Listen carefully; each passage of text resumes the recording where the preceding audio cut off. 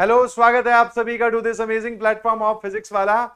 और आज हम बात करने वाले हैं बेटा advance practice session of ellipse and hyperbola. जैसा कि आपको प्रॉमिस किया गया था, आप तक सारे प्रैक्टिस सेशंस पहुंचाए जा रहे हैं। बस आप लोग अच्छे तरीके से क्वेश्चन सॉल्व करते जाएं, प्रैक्टिस करते जाएं, ताकि हम किसी भी मूवमेंट में अपने आप को पीछे ना फील करें। चलिए जी, क्या होने वाला है सर आज के लेक्चर में? हम लोग जेईई एडवांस में पूछे हुए जितने भी प्रीवियस ईयर क्वेश्चंस हैं उनको देखने वाले हैं। और जब हम सारे सवाल एक साथ सॉल्व करते हैं तो हमें ये अच्छा भला आइडिया लग जाता है कि आईआईटी जेईई वाले पूछते क्या हैं और उनका टेस्ट क्या है और पूछने का तरीका क्या है। समझ गए मेरी बात? तो जैसा कि आप जानते हैं, जो भी सवाल आपके सामने आए, pause the video, recorded session है, फटाफट अपना सॉल्यूशन छापें और मेरे सॉल्यूशन के साथ मैच करें। Maximum questions are multiple correct in this section. हाँ sir, more than one correct वालों पे ज्यादा ध्यान रहता है इनका, कोई बात नहीं, आ जाइए। Ellipse intersect the hyperbola this orthogonally, बहुत बढ़िया। सिर्फ इतनी ही बात सुनते ही मेरे मन में सबसे पहला ख्याल आता है कि एक इलिप्स और एक हाइपरबोला अगर ऑर्थोगोनली इंटरसेक्ट कर रहे हैं तो मतलब सर वो कौन फोकल है, मतलब दोनों की फोकाई क्या है, सेम। ये हमें प्रॉपर्टी लिखवाई गई है। अगर इलिप्स और हाइपरबोला ऑर्थोगोनली इंटरसेक्ट करते हैं तो दोनों के फोकस क्या होते हैं, सेम। प्रॉपर्टी का यूज क्लास में लिखी हुई बात का यूज सीधा पेपर में, ठीक है। और अगर मैं हाइपरबोला की इक्वेशन देखता हूं बेटा जी, तो मुझे हाइपरबोला की इक्वेशन दिखाई देती है पूरी इक्वेशन को 2 से डिवाइड करने के बाद में, this is x square minus y square बराबर हाफ। और इसको प्यार से आप क्या बोलते हैं, this is sir rectangular hyperbola, है ना। चलिए जी, आगे सवाल को पढ़ा जाए। The eccentricity of the ellipse is reciprocal that of hyperbola. Ellipse की जो एसेंट्रिसिटी है वो हाइपरबोला की एसेंट्रिसिटी का रेसिप्रोकल है। मैंने बोला कि जो भी रेक्टेंगुलर हाइपरबोला होता है उसकी एसेंट्रिसिटी √2, और यहां से हमें पता चल गया हाइपरबोला की एसेंट्रिसिटी, सॉरी आपने हाइपरबोला की एसेंट्रिसिटी बोली √2, इलिप्स की एसेंट्रिसिटी कितनी हो जाएगी, दैट इज 1/√2। कोई दिक्कत है किसी को? एसेंट्रिसिटी उसकी रेसिप्रोकल है, ठीक है सर। इलिप्स की एसेंट्रिसिटी निकल आई। फिर if the axis of ellipse are along coordinate axis, तब उसकी इक्वेशन और फोकस बताइए।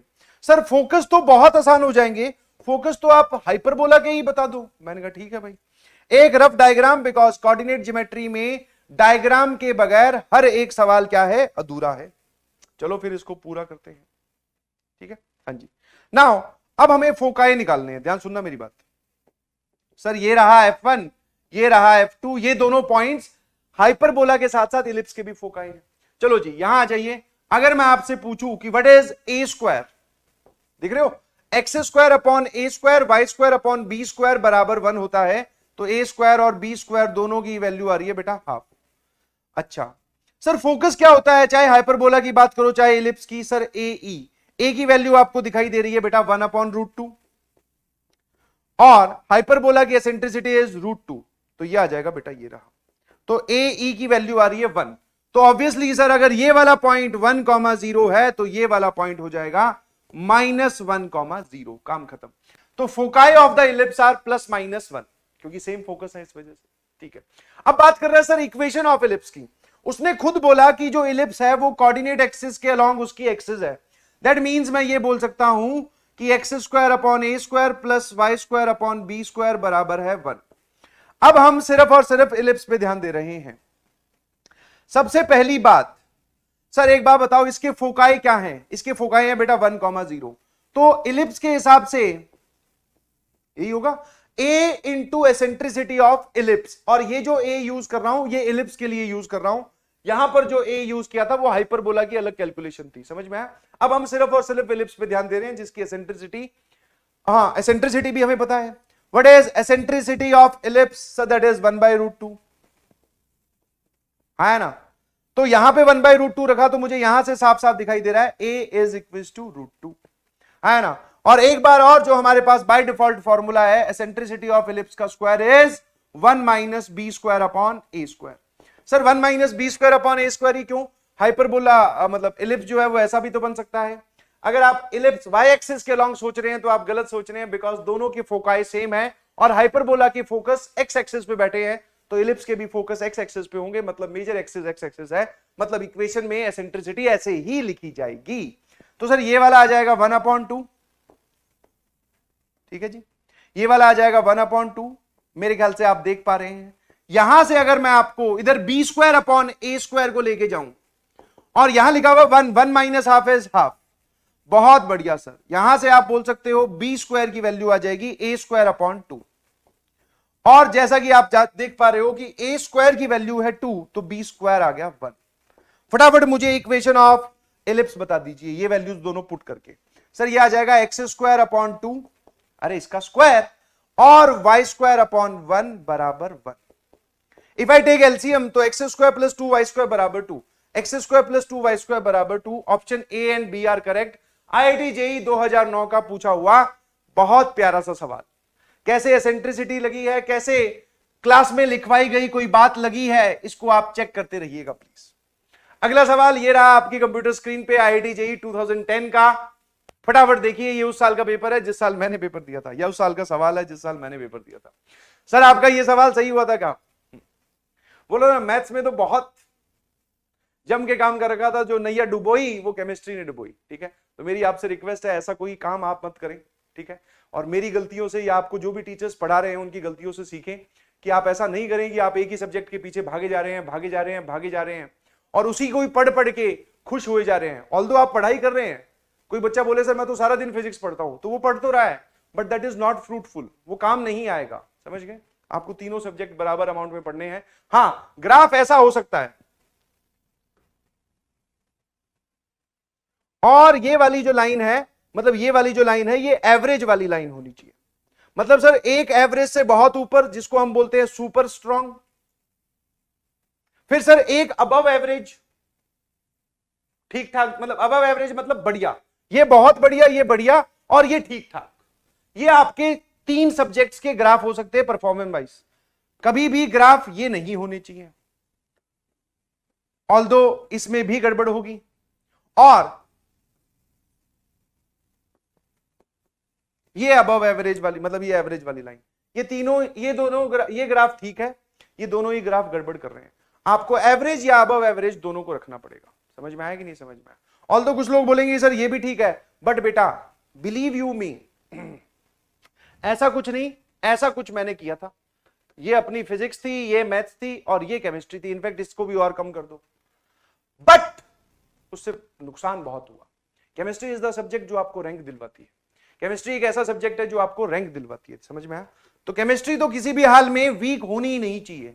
जो आपको याद करने के लिए, जो सोचने के लिए बोला जा रहा है, वो प्लीज करते जाएं और आगे बढ़ते जाएं। ठीक है, ये ऐसे ही ज्ञान की बात शेयर करते। चलिए फटाफट सवाल पे आते हैं। The line this is tangent to this hyperbola, this line passes through the point of intersection of the nearest directrix and the x axis, then find the eccentricity of hyperbola. जब मैं JEE mains और JEE advance के पूछे हुए सवालों को देखता हूं तो मुझे ये चीज फील होती है, जो आप अपनी कॉपी में लिखेंगे, कि एसेंट्रिसिटी अलग अलग सिचुएशन दे दे के आपसे एसेंट्रिसिटी के बारे में जरूर पूछा जाता है। एसेंट्रिसिटी को वो लेके आते ही आते हैं। जैसे कि इस सवाल में क्या है, फटाफट मेरे ख्याल से आपने डायग्राम बना लिया होगा।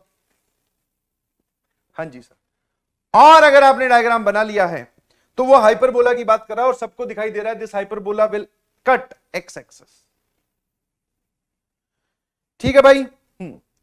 और जो लाइन की इक्वेशन है, जो लाइन की इक्वेशन है वो दिखाई दे रही है यहां से 2x प्लस वाई बराबर 1। तो 2x प्लस वाई बराबर 1 मतलब इसका स्लोप नेगेटिव है। तो एक लाइन बना दो जो टेंजेंट हो इसको,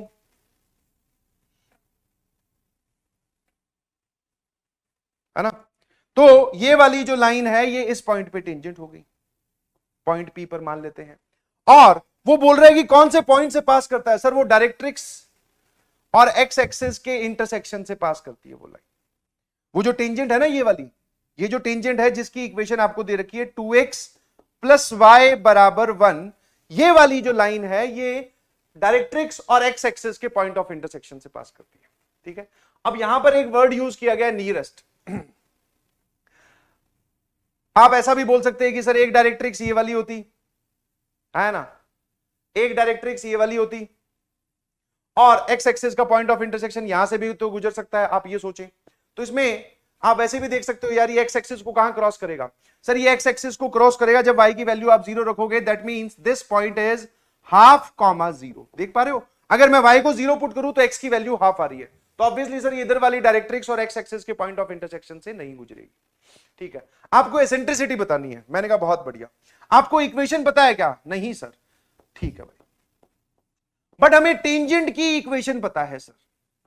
बहुत बढ़िया, एक काम करो, अब वापस सिचुएशन वही है जो क्लास में हमने डिस्कस की कि हमें एक टेंजेंट दे रखी है, तो टेंजेंट हम भी लिख सकते हैं। आप चाहो तो स्लोप फॉर्म से जा सकते हो, चाहो तो इस पॉइंट P को बोल दो a sec theta comma b tan theta. किसी भी हाइपरबोला पर पैरामेट्रिक पॉइंट कैसे मानते हैं, किसी भी हाइपरबोला पर पैरामेट्रिक पॉइंट कैसे मानती है। इसके बाद में मैं आपसे पूछना चाहूंगा what is tangent at P। Point P पर खींची गई टेंजेंट कितनी हो जाएगी, जल्दी से बताओ। सर ये रहा पॉइंट, ये रहा कर्व, रिप्लेसमेंट प्रॉपर्टी लगाओगे, ये आ जाएगा x sec theta upon a minus y tan theta upon b बराबर 1। ये हमारे हिसाब से, और ये गिवन वाली 2x प्लस y बराबर 1, दिस इज द गिवन। और सर अब क्या करना है, आप सभी लोग भली भांति जानते हैं, जैसे ही मैं इन दोनों को क्या करूंगा, कंपेयर। क्या करूंगा बेटा, कंपेयर। तो आपको साफ साफ पता चल रहा है x का कोफिशिएंट है बेटा sec थीटा अपॉन a, यहां पर x का कोफिशिएंट है 2, और यहां पर y का कोफिशिएंट है minus tan theta upon b। पूरी नजरें एकदम स्क्रीन पर, कोई भी एरर होने की कोई चांसेस नहीं है। y का कोफिशिएंट है 1। कंपेयर करने से पहले मैंने कांस्टेंट पार्ट देख लिया था, सेम था। यहां से sec थीटा की वैल्यू अगर मैं बोलूं तो that is 2a, and tan theta की वैल्यू अगर मैं बोलूं दैट इज माइनस b। ठीक है, जब भी आपके पास पूरी ट्रिग्नोमेट्री में कभी भी sec थीटा tan थीटा आ जाए, ऑलवेज रिमेंबर ये वाली बात हर आंधी तूफान हर सिचुएशन में वैलिड है। तो sir sec square theta minus tan square theta होता है 1, आप sec की जगह 2a रखोगे तो ये आ जाएगा बेटा 4a स्क्वायर, और इसकी जगह माइनस b रखोगे तो ये हो जाएगा माइनस b का स्क्वायर, तो प्लस b स्क्वायर हो जाएगा, बाहर वाला negative sign as it is रहेगा। कोई दिक्कत है। एक इक्वेशन ये रही a और b के टर्म्स में, हमें एसेंट्रिसिटी के बारे में सोचना है। ठीक है, अच्छा उसने एक चीज और बोली कि वो इस पॉइंट से गुजर रही है। हमें पता है भाई साहब कि ये डिस्टेंस कितना होता है स्टैंडर्ड हाइपरबोला की मदद से। सर ये डिस्टेंस होता है a अपॉन e, डायरेक्ट्रिक्स और कॉन्जुगेट एक्सेस के बीच में, और ये उसने डिस्टेंस कितना दे रखा है, दिस डिस्टेंस सवाल के हिसाब से हाफ, तो आप बोल सकते हो a upon e is half. तो मेरे ख्याल से अब आपको साफ साफ सिचुएशन पता चल गई। एक इक्वेशन, दो इक्वेशन, तीसरी equation by default we know. और सर वो बाय डिफॉल्ट कौन सी इक्वेशन है जो हम जानते हैं। एक काम करो, इसमें पूरी इक्वेशन को a स्क्वायर से डिवाइड कर दो। जैसे ही मैं a स्क्वायर से डिवाइड करूंगा ये आ जाएगा 4 minus b square upon a square बराबर 1 अपॉन a स्क्वायर। अब हमारे पास एसेंट्रिसिटी का फॉर्मूला जो होता है that is 1 plus b square upon a square for hyperbola. आप बोल सकते हो कि b square upon a square की वैल्यू कितनी आ गई भाई साहब, e स्क्वायर माइनस 1। छोटी छोटी कैलकुलेशन, छोटे छोटे फॉर्मूले, और पूछे गए सवाल जेई में। बहुत बढ़िया। चलिए, मेरा अल्टीमेट एम है कि मैं एसेंट्रिसिटी को पिक्चर में लाना चाहता हूं, मतलब मैं ए और बी दोनों को गायब करूंगा। तो भैया 4 minus b square upon a square की जगह तो मैंने ई स्क्वायर माइनस 1 रख दिया। कोई गलती की क्या? No sir. और 1 अपॉन ए स्क्वायर बताना जरा। सर यहां से 1 अपॉन ए आ जाएगा 2 अपॉन ई, है ना। 1 अपॉन ए कितना आ जाएगा, 2 अपॉन ई, ए इधर 2 उधर। ठीक है, तो 1 अपॉन ए स्क्वायर की जगह आप लिख सकते हो 4 अपॉन ई स्क्वायर। नाउ बस इससे हमारा जवाब आने वाला है, यस और नो। जी बिल्कुल। तो इसी इक्वेशन को मैंने यहां पर कॉपी किया ताकि अच्छे से कैलकुलेट कर लें और जवाब बता दें। चलिए भाई, ये क्या लिखा हुआ है सर, ये लिखा हुआ है 4 minus of minus this is 5 minus E square बराबर 4 अपॉन ई स्क्वायर। अगर क्रॉस मल्टीप्लाई करता हूं तो 5 ई स्क्वायर माइनस ई की पावर 4 बराबर 4। सारी टर्म्स को एक तरफ लेके आता हूं तो ई की power 4 minus 5 E square plus 4 बराबर 0। सबको इधर लेके आया और सबको दिख रहा है बेटा ये फैक्टराइज हो रहा है। थोड़ी देर के लिए मन ही मन में ई स्क्वायर को टी मोनो नहीं मानो sir, T square, E square को अगर टी मानोगे तो ये T square minus 5t plus 4 दिखाई देगा। तो आप जब इसको फैक्टराइज करोगे तो आप लिख सकते हो दिस इज दिस। तो फैक्टर्स बड़े ही बढ़िया निकल के आए, e square minus 4 and e square minus 1। आराम से देख लीजिए, यहां से आप देख पाओगे ई की वैल्यू 1 आएगी, माइनस 1 एसेंट्रिसिटी कभी होती नहीं है। ई की वैल्यू यहां से 2 आएगी, माइनस 2 भी एसेंट्रिसिटी बोलिएगा मत, but our final answer is this only because वो एसेंट्रिसिटी किसकी पूछ रहा है, ये वाला नाम सर, एसेंट्रिसिटी पूछ रहा है हाइपरबोला की, और हाइपरबोला में एसेंट्रिसिटी 1 तो सर पैराबोला की होती है, समझ गए कि नहीं समझे? तो दिस इक्वेशन इज रिजेक्टेड। एक एक स्टेप बारीकी से देखिए, क्या आप ये सोच पा रहे हैं? और अगर सोच पा रहे हैं तो बहुत सही जा रहे हैं। चलिए भैया चलिए, अगला सवाल क्या बोला? पॉइंट P6,3 पर एक हाइपरबोला दे रखा है। If the normal at the point P x axis पर इस पॉइंट पे काट दिए, then eccentricity of the hyperbola. Sir फिर से एसेंट्रिसिटी पूछ रहा है, ये क्या करके मानेगा? देख लेते, जो भी करके मानेगा। चलिए फटाफट एक और डायग्राम, वैसे डायग्राम की जरूरत है नहीं पर फिर भी बना लेना चाहिए ताकि एक कॉन्फिडेंस रहता है हमेशा सवाल में। ठीक है जी। उसने बोला कि हमने एक नॉर्मल खींची 0.6,3 पर, ठीक है जी। 0.6,3 भाई साहब ने पैराबोला हाइपरबोला के ऊपर दिया है। 0.6,3 पर खींची गई नॉर्मल एक्स एक्सिस को 9,0 पर काटती है, तो आप इस हाइपरबोला की एसेंट्रिसिटी बताइए। अब यहां जो रिजल्ट लिख रहा हूं बताइएगा please. Normal to the standard hyperbola at point x1, y1, x1, y1 पर खींची गई नॉर्मल की equation, direct result from your copy, जो कि आपको याद रखने के लिए बोला जाता है। मैं लिख देता हूं, आप याद मेरे ख्याल से कर रखा होगा। ax² upon x1 plus b² upon a² x upon x1 b² y upon y1, बीच में प्लस साइन आता है और यहां पे आता है बेटा a² प्लस b²। यस और नो? जी बिल्कुल। नाउ ये कौन से पॉइंट पर खींची गई है? x1, y1। सवाल में दिए गए हिसाब से x1, y1 कौन है सर? 0.6,3। मतलब सर 6 है x1 और 3 है y1। ये इस पॉइंट से पास तो कर रही है, साथ में 6,3 x1, y1 है। तो x1 की जगह 6 रख दीजिए, y1 की जगह 3 रख दीजिए, बराबर a² प्लस b²। कोई परेशानी है इसमें किसी को? No sir. नाउ अब बात आती है कि ये जो पॉइंट है ये 9,0 से ये लाइन पास करती है। यस और नो? अबे ये लाइन 9,0 से पास कर रही है, उसने खुद बोला है, तो 9,0 से पास करवा दो। मतलब सर x की जगह 9, y की जगह 0 और पास करवाया तो बस काम खत्म। सर ये लिखा हुआ है 3, ये लिखा हुआ है 2, 3/2 a² था, a² से मैंने डिवाइड किया, यहां आ जाएगा 1 प्लस b² अपॉन a²। समझे? पूरी इक्वेशन को यहां से यहां आते वक्त मैंने a² से डिवाइड भी कर दिया। चिंटू ने गुपचुप तरीके से बोला सर ध्यान से देखिए, ये हाइपरबोला की एसेंट्रिसिटी लिखी हुई है, और अगर मैं यहां से एसेंट्रिसिटी पूछता हूं तो वो 3/2 का कंप्लीट रूट। ऑप्शन टप्पो इज करेक्ट। कोई परेशानी है? No sir. एक स्टैंडर्ड सा सवाल, स्टैंडर्ड सा रिजल्ट, जिस पे बेसिस पर हमसे एसेंट्रिसिटी पूछी गई। अरे वाह यार सर, ये लग तो नहीं रहे हमें किसी एंगल से जेईई एडवांस के सवाल, क्योंकि तुमने तैयारी बहुत जबरदस्त कर रखी है भैया। हाँ, जेईई एडवांस वाले ऐसे थोड़ी हाइपरबोला की जगह सवाल किसी और ही हाँ किसी और चीज का पूछ लेंगे, वही पूछेंगे ना जो पढ़ा रखा है, बस तुम पकड़े रहना चीजों को कि हाँ कैसे अटैक करना है। आईआईटी जेईई 2012 का सवाल। चलिए, एक इलिप्स दे रखा है that is inscribed in a rectangle whose sides are parallel to coordinate axis. बहुत बढ़िया। पहले भैया इस बात का डायग्राम बनाओ ताकि तुम्हें कोई परेशानी हो ना हो। ठीक है, एक इलिप्स है जो कि हम सभी को दिखाई दे रहा है, कैसे बनेगा? ठीक है ना?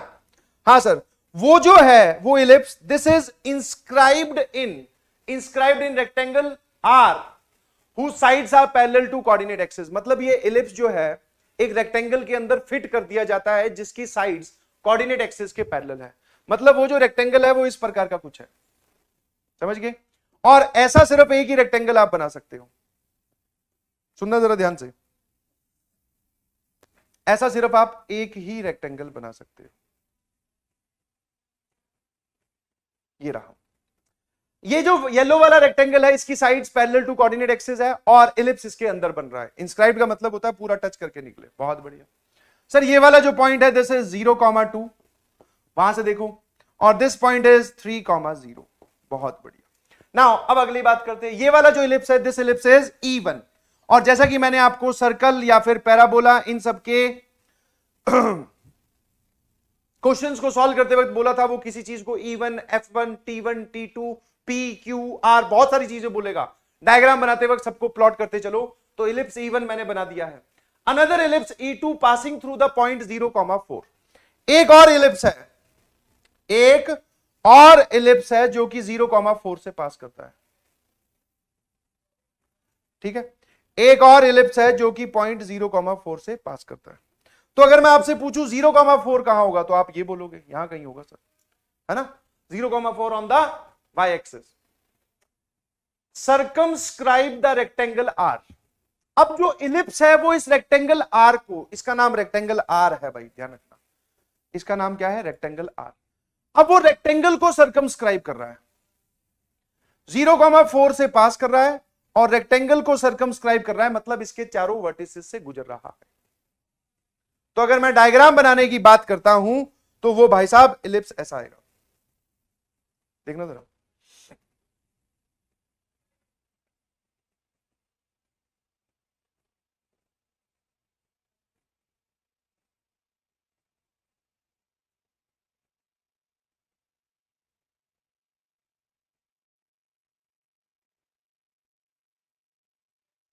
हाँ ठीक बन गया डायग्राम तो।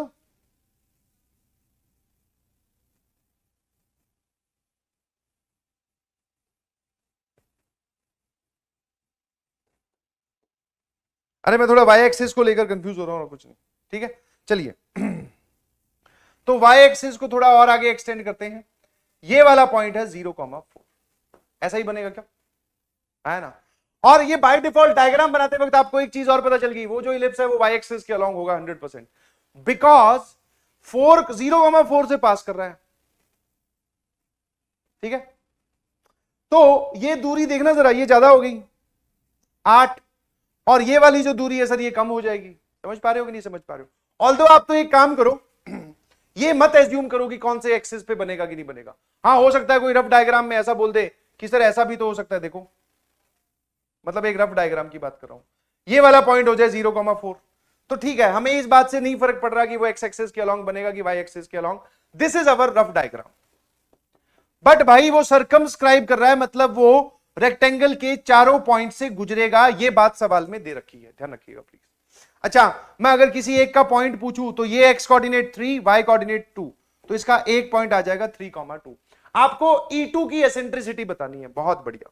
तो मैंने क्या किया, ध्यान सुनना भैया, मैंने E2 की इक्वेशन मानी, that is x square upon a square plus y square upon b square बराबर 1।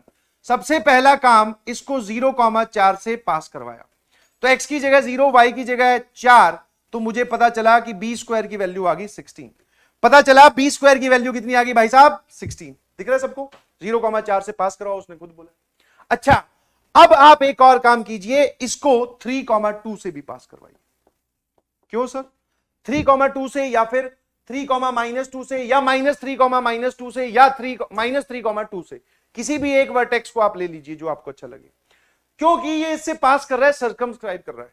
तो x की जगह 3, that is 9/a square plus y square, जरा बोलना कितना आ जाएगा, y की जगह आ जाएगा सर 4/b स्क्वायर की वैल्यू 16 है, बराबर 1। है ना, समझ में आ रहा है बात। हाँ जी सर, ये लिखा हुआ है 1/4, और 1/4, 1 - 1/4 इधर लेके जाओगे, ये हो जाएगा 3/4। This is 9/a square. तो अगर मैं यहां से ए स्क्वायर की वैल्यू देखता हूं तो बेटा वो आ रही है 12। और जैसा कि मैंने आपको बोला, आप तो मत मानो कि कौन बड़ा है कौन छोटा है, आपको अपने आप डाटा बता देगा। और यहां पर डाटा साफ साफ बता रहा है कि अगर आप ये दोनों वैल्यूज इस इक्वेशन में पुट करते हो तो इलिप्स की इक्वेशन आपको दिखाई देगी, एक्स स्क्वायर बटे 12, ए स्क्वायर की वैल्यू आई है 12, वाई स्क्वायर बटे 16 बराबर 1। सर हमसे एसेंट्रिसिटी पूछी जा रही है, एसेंट्रिसिटी होती है 1 माइनस, अब की बार ये वाई एक्सिस के अलोंग है तो 12/16। This is 1 - 3/4। So this is 1/4। तो what is eccentricity of this ellipse, इस इलिप्स की एसेंट्रिसिटी कितनी हो जाएगी, finally eccentricity of E2, this is 1/2। मेरे ख्याल से बात समझ में आती है, और कोई परेशान करने वाली बात इसमें है ही नहीं। बिल्कुल सही सर, चंपक चाचा इज करेक्ट। डायग्राम खेलना था बस, इक्वेशन लिखी, पास करवाया 0,4 से, और दूसरा समझदारी से जो पॉइंट निकला उससे पास करवाया, काम खत्म। अगला सवाल, the tangent drawn to this hyperbola are parallel to this straight line, the point of contact of the tangent to the hyperbola. Point of contact निकालने का सीधा सीधा सवाल, समझ में आया? किस चीज पे सवाल है ये? Point of contact. Sir point of contact निकालने का आपने हमें सवाल सर्कल में करवाया था, हाइपरबोला में इसने पूछ लिया, तो आप में इतना कॉन्फिडेंस तो होगा ना कि कैसे एक्ट करते हैं, है ना? जी बिल्कुल। एक बात मेरी ध्यान से सुनिएगा प्लीज, एक बात मेरी ध्यान से सुनिएगा, है ना, कि अगर मैं आपको किसी हाइपरबोला में एक लाइन, अच्छा जो टेंजेंट है वो ये नहीं है, इसके पैरेलल है, मतलब सर इसका जो स्लोप है दैट इज 2, देख पा रहे हो, y बराबर mx प्लस c फॉर्मेट में, तो स्लोप आएगा 2, तो इसमें हमें एक स्लोप 2 वाली टेंजेंट लिखनी है, स्लोप 2 वाली टेंजेंट लिखनी है, ठीक है? हाँ, और बस हमें इतनी जानकारी दे रखी है कि इसका जो स्लोप है m बराबर वो है 2, बिकॉज ये लाइन टेंजेंट उस लाइन के पैरेलल है। अब आपको याद करने के बेसिस पर तो ये पता होना चाहिए कि टेंजेंट की इक्वेशन स्लोप फॉर्म में क्या होती है और उसका पॉइंट ऑफ कांटेक्ट क्या होता है। बट सर हमें इतना चीज याद नहीं है, स्लोप फॉर्म में हमें तो टेंजेंट की इक्वेशन ही नहीं याद है, आप उसका पॉइंट ऑफ कांटेक्ट कैसे याद करवाओगे? तो कोई बात नहीं, मुझे रिजल्ट्स नहीं याद है, क्या आपको बेसिक्स याद है? हाँ सर, बेसिक नंबर 1, ये जो भी पॉइंट है, ये जो भी पॉइंट है इसको बोला x1, y1, है ना? अब बहुत सारी बड़ी गलती क्या होती है कि इस पे टेंजेंट लिखकर बच्चे क्या करते हैं, इस पे टेंजेंट लिखकर रिप्लेसमेंट प्रॉपर्टी से इससे कंपेयर करवा देते हैं, जबकि भाई वो टेंजेंट नहीं है, उसके तो पैरेलल लाइन हमने खींची है, मतलब वहां से सिर्फ स्लोप कॉपी करना है। तो जो पहली इंफॉर्मेशन दे रखी है that is slope of tangent at point P is 2, point P पर खींची गई टेंजेंट जो है वो उसका स्लोप 2 है, बहुत बढ़िया। और दूसरी चीज तो आपको कॉमन सेंस से ही पता चल रही है, दूसरी चीज आपको कॉमन सेंस से ही पता चल जा रही है, क्या? That is this point lies on this hyperbola, तो x1 square upon 9 minus y1 square upon 4 बराबर 1, इसको बोलो इक्वेशन नंबर 1। हमें रिजल्ट्स ना याद होने के बावजूद अब हम सवाल में कैसे आगे प्रोसीड करेंगे वो देखते हैं। सर हमें बेसिक्स याद है, हमें ऐसा बताया गया था कि कभी भी किसी आप चाहो तो x1, अच्छा अब दो तरीके हैं, चाहो तो डिफरेंशिएशन से जा सकते हो, चाहो तो x1 y1 पे पॉइंट पर ये रहा, इस पे टेंजेंट की इक्वेशन लिखो रिप्लेसमेंट से, उसमें से y बराबर mx प्लस c कन्वर्ट करके वहां से x1 y1 के टर्म्स में स्लोप उठा लो, उसको 2 के बराबर कर दो, या फिर डिफरेंशिएशन से। मैंने बोला फटाफट डिफरेंशिएशन बता, सर वो हो जाएगा 2x अपॉन 9, एक्स स्क्वायर का derivative 2x minus y square का डेरिवेटिव 2y अपॉन 4 है, y का डेरिवेटिव dy बाय dx, और इस तरफ 1 है उसका डेरिवेटिव 0, 2 कॉमन लिया उड़ा दिया, यहां से dy बाय dx कितना आ गया भाई? This is 4x upon 9y, है ना? और अगर आप पॉइंट x1 y1 पे पूछ रहे हो तो ये रहा, और ये स्लोप उसने 2 के बराबर दे रखा है। तो मेरे ख्याल से आप सभी को ये बात अच्छे से समझ में आ गई होगी कि यहां से बेटा x1 की वैल्यू कितनी आ गई। सर x1 की वैल्यू आ गई 9 इंटू 2y1 अपॉन 4, जिसको आप बोल सकते हो 9y1 अपॉन 2, यस और नो? ठीक है, स्लोप ऑफ द टेंजेंट निकालने के दो तरीके बताए, x1 y1 पर आप रिप्लेसमेंट प्रॉपर्टी लगाकर एक लाइन की इक्वेशन लिखो, उसको y बराबर mx प्लस c में कन्वर्ट करो, और y बराबर mx प्लस c में कन्वर्ट करने के बाद में आप क्या करें, उसमें से m उठा लाओ और वो m 2 के बराबर कर दो, यही इक्वेशन बनेगी। ठीक है, है ना? ठीक किया मैंने, 18y अपॉन, ठीक है उड़ा दिया ये। नाउ अब ये वाली चीज इसमें पुट कर दे बेटा, सिंपल सी कैलकुलेशन है। सर यहां पर जब आप इसकी जगह ये पुट करोगे तो 1 अपॉन 9 पहले से था, x1 का square that is 81y1 square upon 4 minus y1 square upon 4 बराबर 1, ये आ जाएगा भाई साहब 9, और ये पूरा का पूरा लिखा हुआ है बेटा 8y1 स्क्वायर अपॉन 4 बराबर 1, जैसा कि आप देख सकते हैं y1 स्क्वायर आ गया बेटा 1 अपॉन 2, तो y1 कितना आ जाएगा सर? y1 आ जाएगा प्लस माइनस 1 अपॉन रूट 2। अगर आप प्लस 1 अपॉन रूट 2 लेते हो तो प्लस 1 अपॉन रूट 2 लेने पर 9 अपॉन 2 रूट 2 एक पॉइंट आ रहा है, 9 अपॉन 2 रूट 2 और y coordinate plus 1 by root 2। अगर आप -1/√2 यहां पुट करोगे तो -9/2√2 एक पॉइंट आएगा। y कोऑर्डिनेट ये रहा, दोनों नेगेटिव दोनों positive. Sir C and D are incorrect. Obviously same slope की जो है वो दो टेंजेंट्स पॉसिबल है, एक लाइन ऐसी भी आएंगी जो इसको यहां टच करेगी, एक यहां टच करेगी, एक फर्स्ट क्वाड्रेंट का, एक फोर्थ क्वाड्रेंट, थर्ड क्वाड्रेंट का। मेरे ख्याल से बात समझ में आती है। Very easy to understand. किस पॉइंट का सवाल है? पॉइंट ऑफ कांटेक्ट का सवाल है सर जी। चलिए जी फटाफट डायग्राम बनाइए। जी एडवांस 2016 का सवाल है। बहुत बढ़िया sir. F1 F2 are the foci of this ellipse. बहुत बढ़िया। x1 नेगेटिव है, x2 पॉजिटिव है। ठीक है, समझ जाएंगे। हाँ फटाफट डायग्राम बनाएंगे।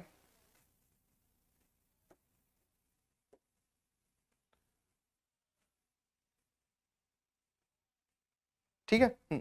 मैंने क्या किया, अच्छा वाई एक्सिस तो सर बनाई ही नहीं, ये लो। ठीक लग रहा है क्या? हाँ जी। नाउ वो बोल रहा है कि x2 पॉजिटिव है, मतलब F2 किसको बोल रहा है? इसको। और F1 बोल रहा है बेटा जी इसको। कोई परेशानी है? No sir. एक बात बताओ फटाफट, जो लाइटनिंग कैलकुलेशन है जो हम फटाफट कर सकते हैं सर, इसमें a स्क्वायर की वैल्यू है 9, b स्क्वायर की वैल्यू है 8, इलिप्स है तो इसकी एसेंट्रिसिटी हो जाएगी 1 - 8/9, जिसको आप बोलोगे 1/9। एसेंट्रिसिटी की वैल्यू आ गई बेटा 1/3। फोकस की बात करूं तो एक फोकस होता है AE,0 प्लस माइनस, और जैसा कि आप देख पा रहे हो प्लस माइनस ए की वैल्यू 3 है, a स्क्वायर 9 है, तो 3 × 1/3 इज प्लस माइनस 1,0।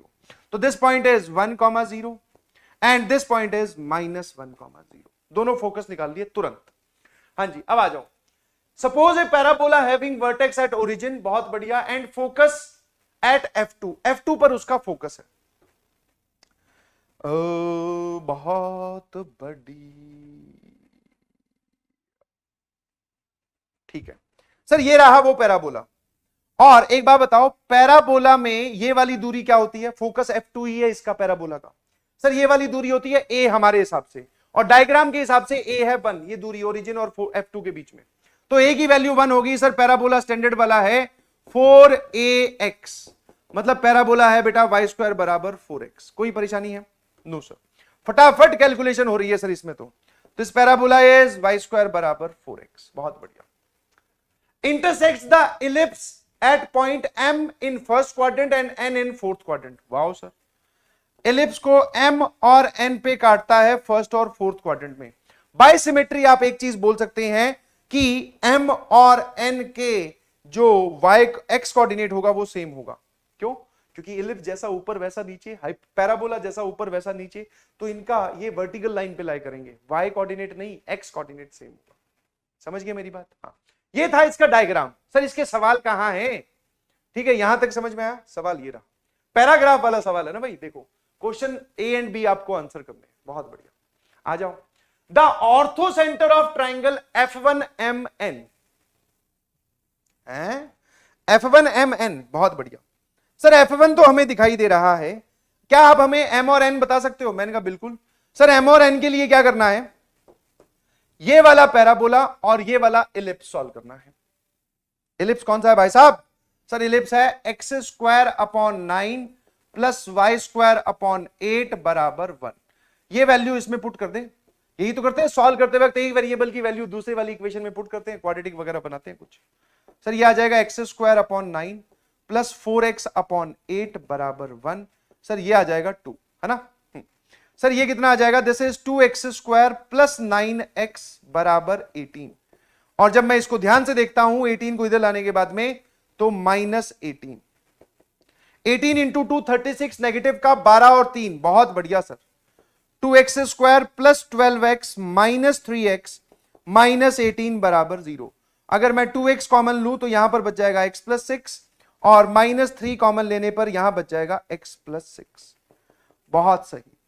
तो 2x माइनस 3 एक फैक्टर, x प्लस 6 दूसरा फैक्टर। यहां से अगर मैं आपसे x की वैल्यू जानना चाहता हूं तो आप बोलोगे सर 3/2 एंड -6। ऑब्वियसली सर -6 का कोई लॉजिक नहीं है, -6 तो इधर कहीं पॉइंट ऑफ इंटरसेक्शन दिखा रहा है, जो कि हो ही नहीं सकता। x कोऑर्डिनेट जो है वो 3/2 होगा, और इसका x कोऑर्डिनेट 3/2 है, तो इसका भी x कोऑर्डिनेट 3/2 सिमेट्री का प्रयोग करते हुए। एक ही लाइन पे लाई करेंगे। Sir what about y coordinate? तो एक बात बता यार, यहां पर 3/2 रख दे बिकॉज ये पॉइंट पैराबोला पर भी है, तो वाई स्क्वायर बराबर 4 इंटू 3/2। सर ये आ जाएगा 6, तो मतलब इसका वाई कोऑर्डिनेट जो है वो हो जाएगा √6, है ना, क्योंकि वाई स्क्वायर 6 के बराबर है। ये √6 और ये -√6, कोई परेशानी है? No sir. चलिए अब वो आपसे ऑर्थो सेंटर पूछ रहा है एक ट्राइंगल का, बना ही देता हूं वो ट्राइंगल। एम और एन को ज्वाइन किया, F1 को ज्वाइन किया और F1M को ज्वाइन किया। वो बोल रहा है सर इसका ऑर्थो सेंटर बताइए। ठीक है भाई, चलो इस डायग्राम को यहां बना लेते हैं फटाफट, वैसे आपने बना दिया होगा।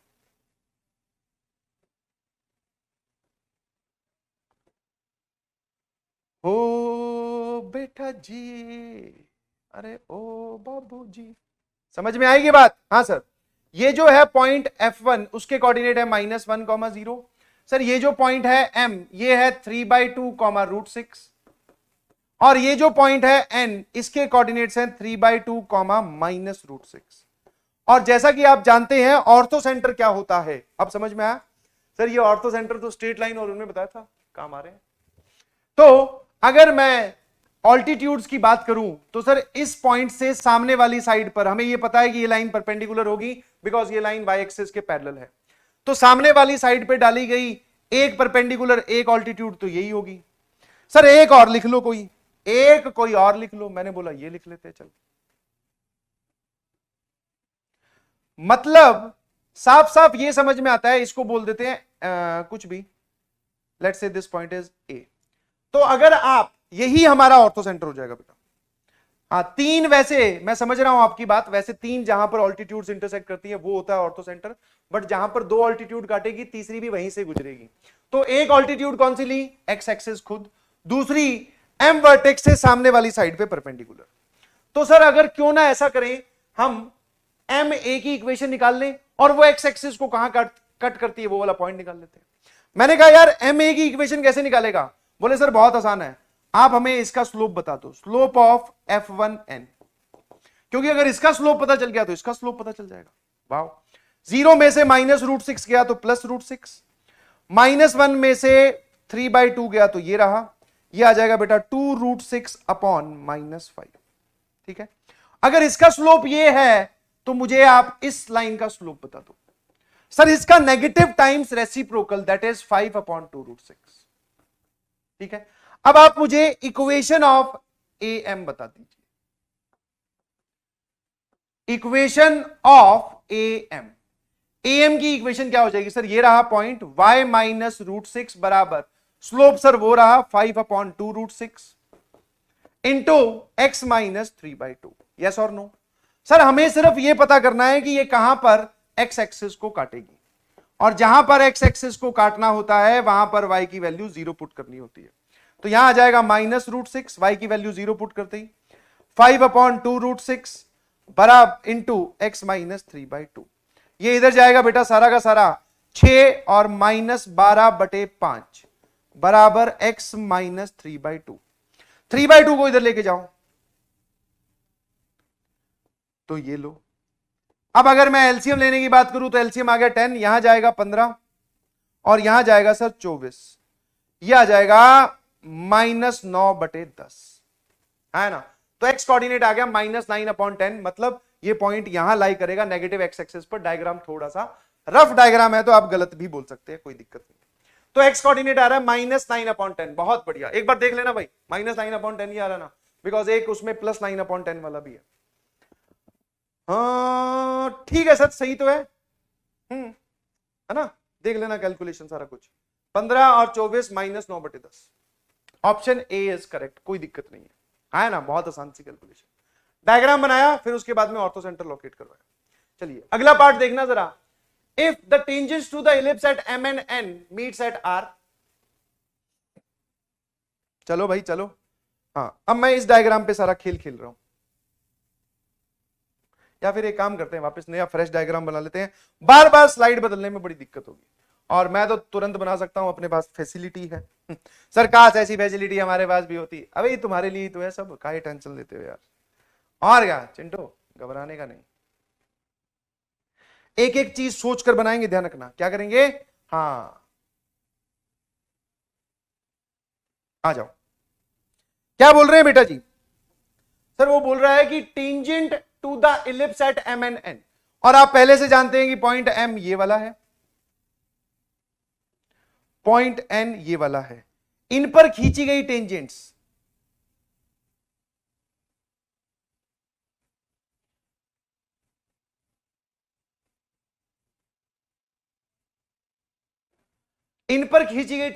आर पर मिलती हैं। बहुत बढ़िया। और कितने लोगों को यह बात समझ में आता है सिमेट्री का प्रयोग करते हुए कि पॉइंट आर ये रहा, है ना। हाँ सर, क्योंकि ये सिमेट्रिकल डायग्राम है, यहां पर टेंजेंट यहां इंटरसेक्ट करेगी तो यहां पर भी यही करेगी 100%। ठीक है, नाउ ये हो गया इतना। And the normals to the parabola at M meets the x axis at Q. बहुत बढ़िया। जो आपने पॉइंट एम है उस पर आप नॉर्मल खींचो पैराबोला पर,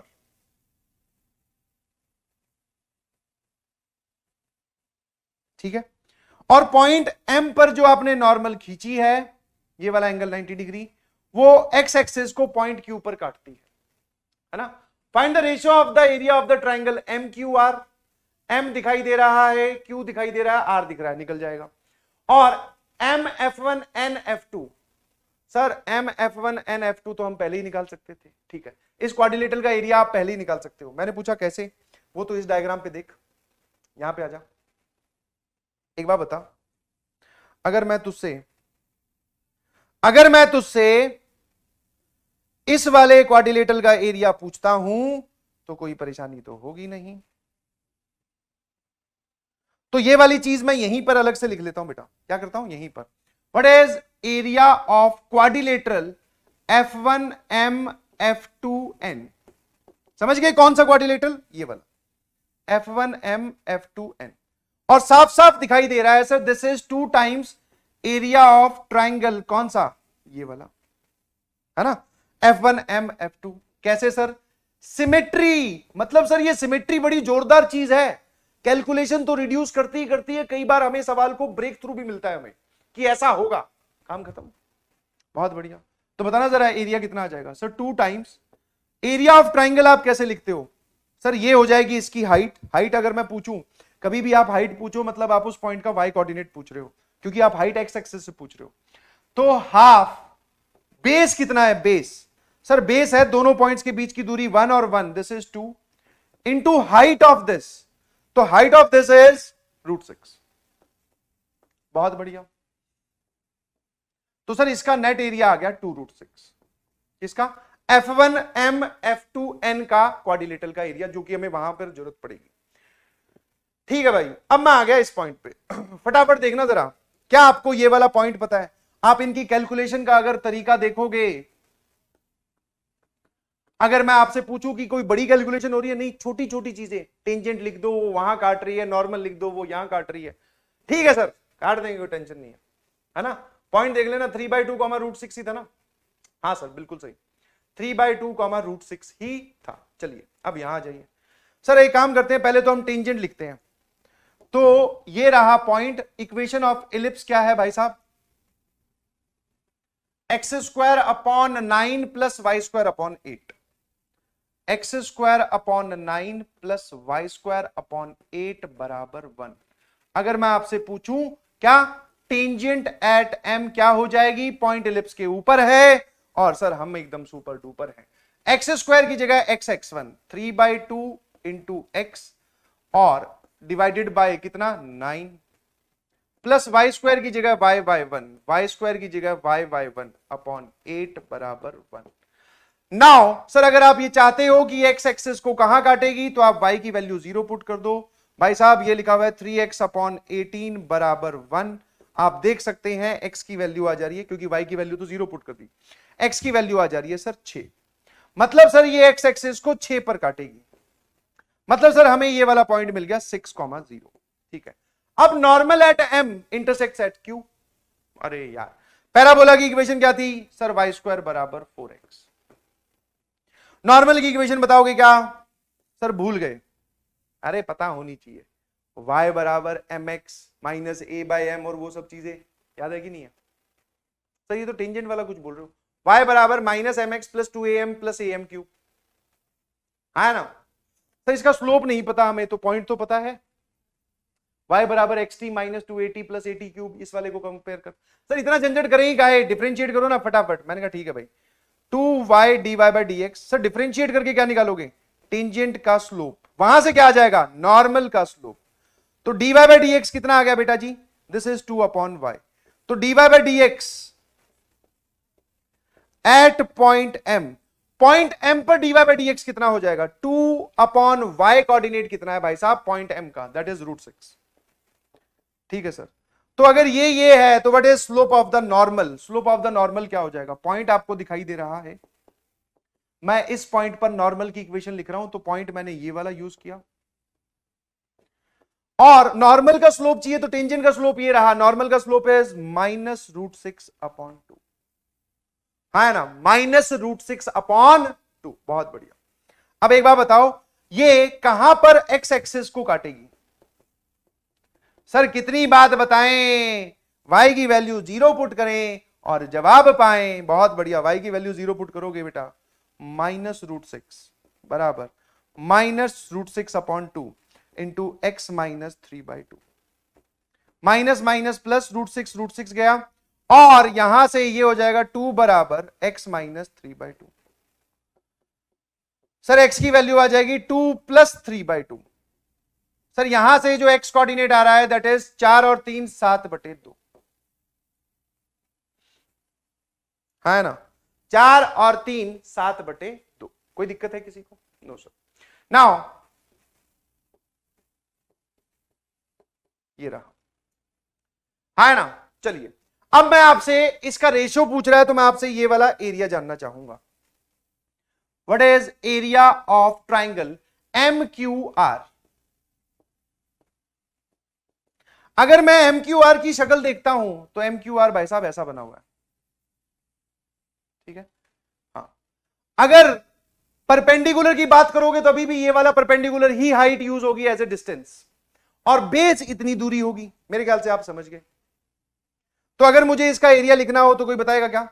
सर हाफ, पहले तो हाइट का ही निपटारा कर दो। पॉइंट M की एक्स एक्सिस से दूरी मतलब उसका y कोऑर्डिनेट दैट इज √6, और ये वाली डिस्टेंस 6 में से 7/2 घटा दो,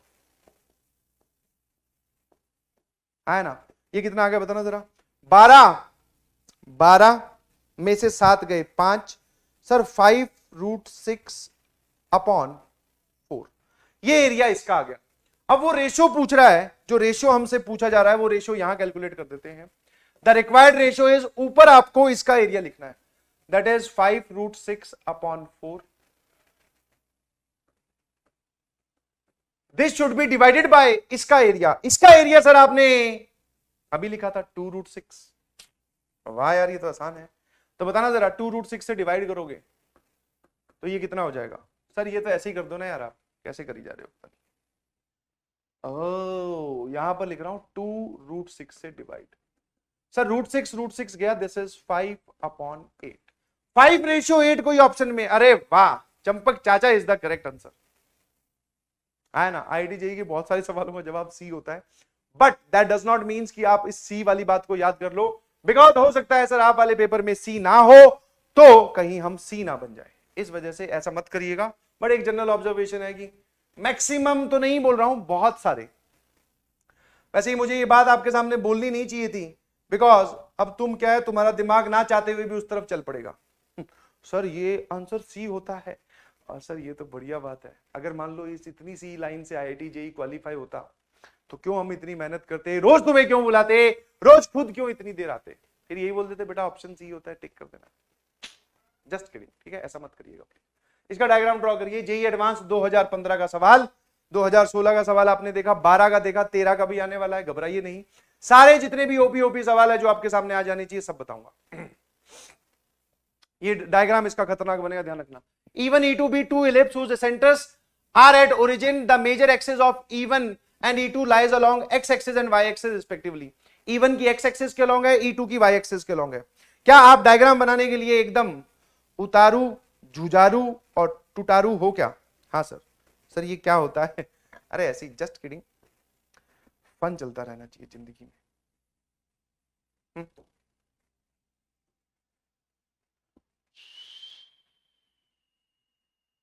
हाँ, नाम रख लेते हैं सर, क्योंकि आईआईटी जेई वाले बड़े खतरनाक हैं। ये भाई साहब है E1, ये भाई साहब है E2। ठीक है, E1 E2, और E2 की y एक्सिस के अलोंग है, E1 की x एक्सिस के अलोंग है। बहुत बढ़िया, respectively. Let S be the circle x square plus y minus 1 का होल स्क्वायर बराबर 2। ठीक है, मतलब इसका सेंटर 0,1 पर है। ठीक है सर, एक सर्कल बनाना है जिसका सेंटर 0,1 पर है, बना लेंगे। अच्छा, एक स्ट्रेट लाइन है ये वाली x प्लस वाई बराबर 3, जिसका स्लोप -1 है, touches the curves S circle को, E1 E2 को PQR पर। अच्छा ठीक है सर, 0,1 आपको एक, और इसकी रेडियस जो है बेटा वो √2 है, तो ऑब्वियसली ये थोड़ा नीचे इस तरफ जाएगा। इतना एग्जैक्ट होने की जरूरत नहीं है आपको डायग्राम में, घबराइएगा नहीं कभी, बट ये तो थोड़ी क्लासरूम है तो इस वजह से हम लोग ऐसा कर दे रहे हैं। अब एक लाइन बनानी है जो इनको टच कर रही है, ध्यान रखना। बन जा बन जा बन जा बन जा, थोड़ा सा सेट कर देंगे ताकि डायग्राम थोड़ा एग्जैक्ट बन जाए, but no need to take tension of that कि डायग्राम अगर एग्जैक्ट ना भी बने तो ठीक है। सर ये रही लाइन x प्लस वाई बराबर 3। ठीक है, हाँ, ये कर्व S को P पर, E1 को Q पर, E2 को R पर रिस्पेक्टिवली कट करती है। तो भैया ये वाला जो है ये कर्व S है, ये E1 है ग्रीन वाला, ऑरेंज वाला E2 है, और सर्कल जो है वो S है। तो यहां पर वो टच करती है P पर, E1 को टच करती है Q पर, और E2 को टच करती है R पर। वाओ, और हमें ये जानकारी दे रखी है कि PQ और PR की दूरी बराबर है, PQ और PR की दूरी जो है वो क्या है, बराबर है। तो मतलब ये वाली डिस्टेंस और ये वाली distance, these two distances are equal. Diagram देखते ही सर तबीयत खुश हो जाती है, दैट इज 2√2/3 और 2√2/3, यही है। बहुत बढ़िया। E1 and E2 are the eccentricities of E1 and E2। इसकी एसेंट्रिसिटी को E1 बोल रहा है, इसकी एसेंट्रिसिटी को E2 बोल रहा है रिस्पेक्टिवली। देन करेक्ट एक्सप्रेशन, सारे एक्सप्रेशंस को मैं ध्यान से देख रहा हूं तो दोनों की एसेंट्रिसिटी के बारे में बात कर रहा है। चलिए जी, कहां से स्टार्ट करें?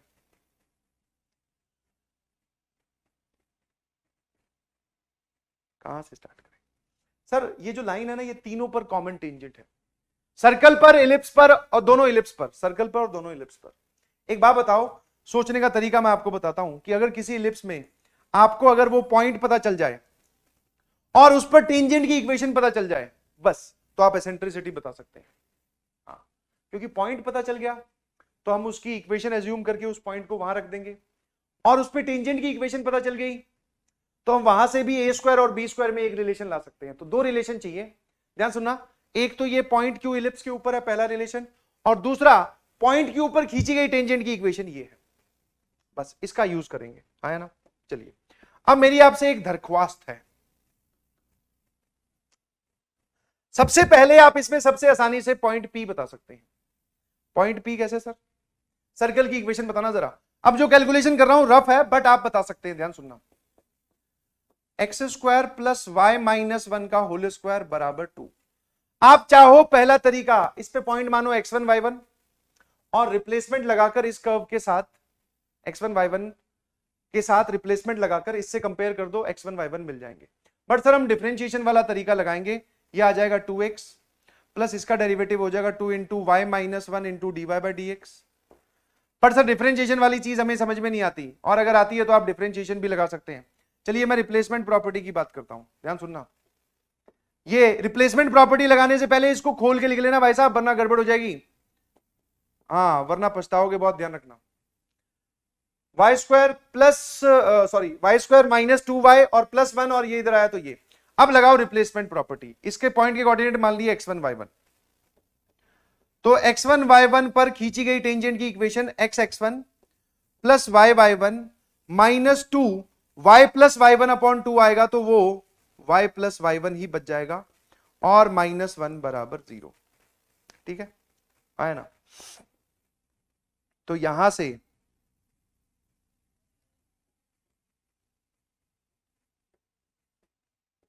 ठीक है,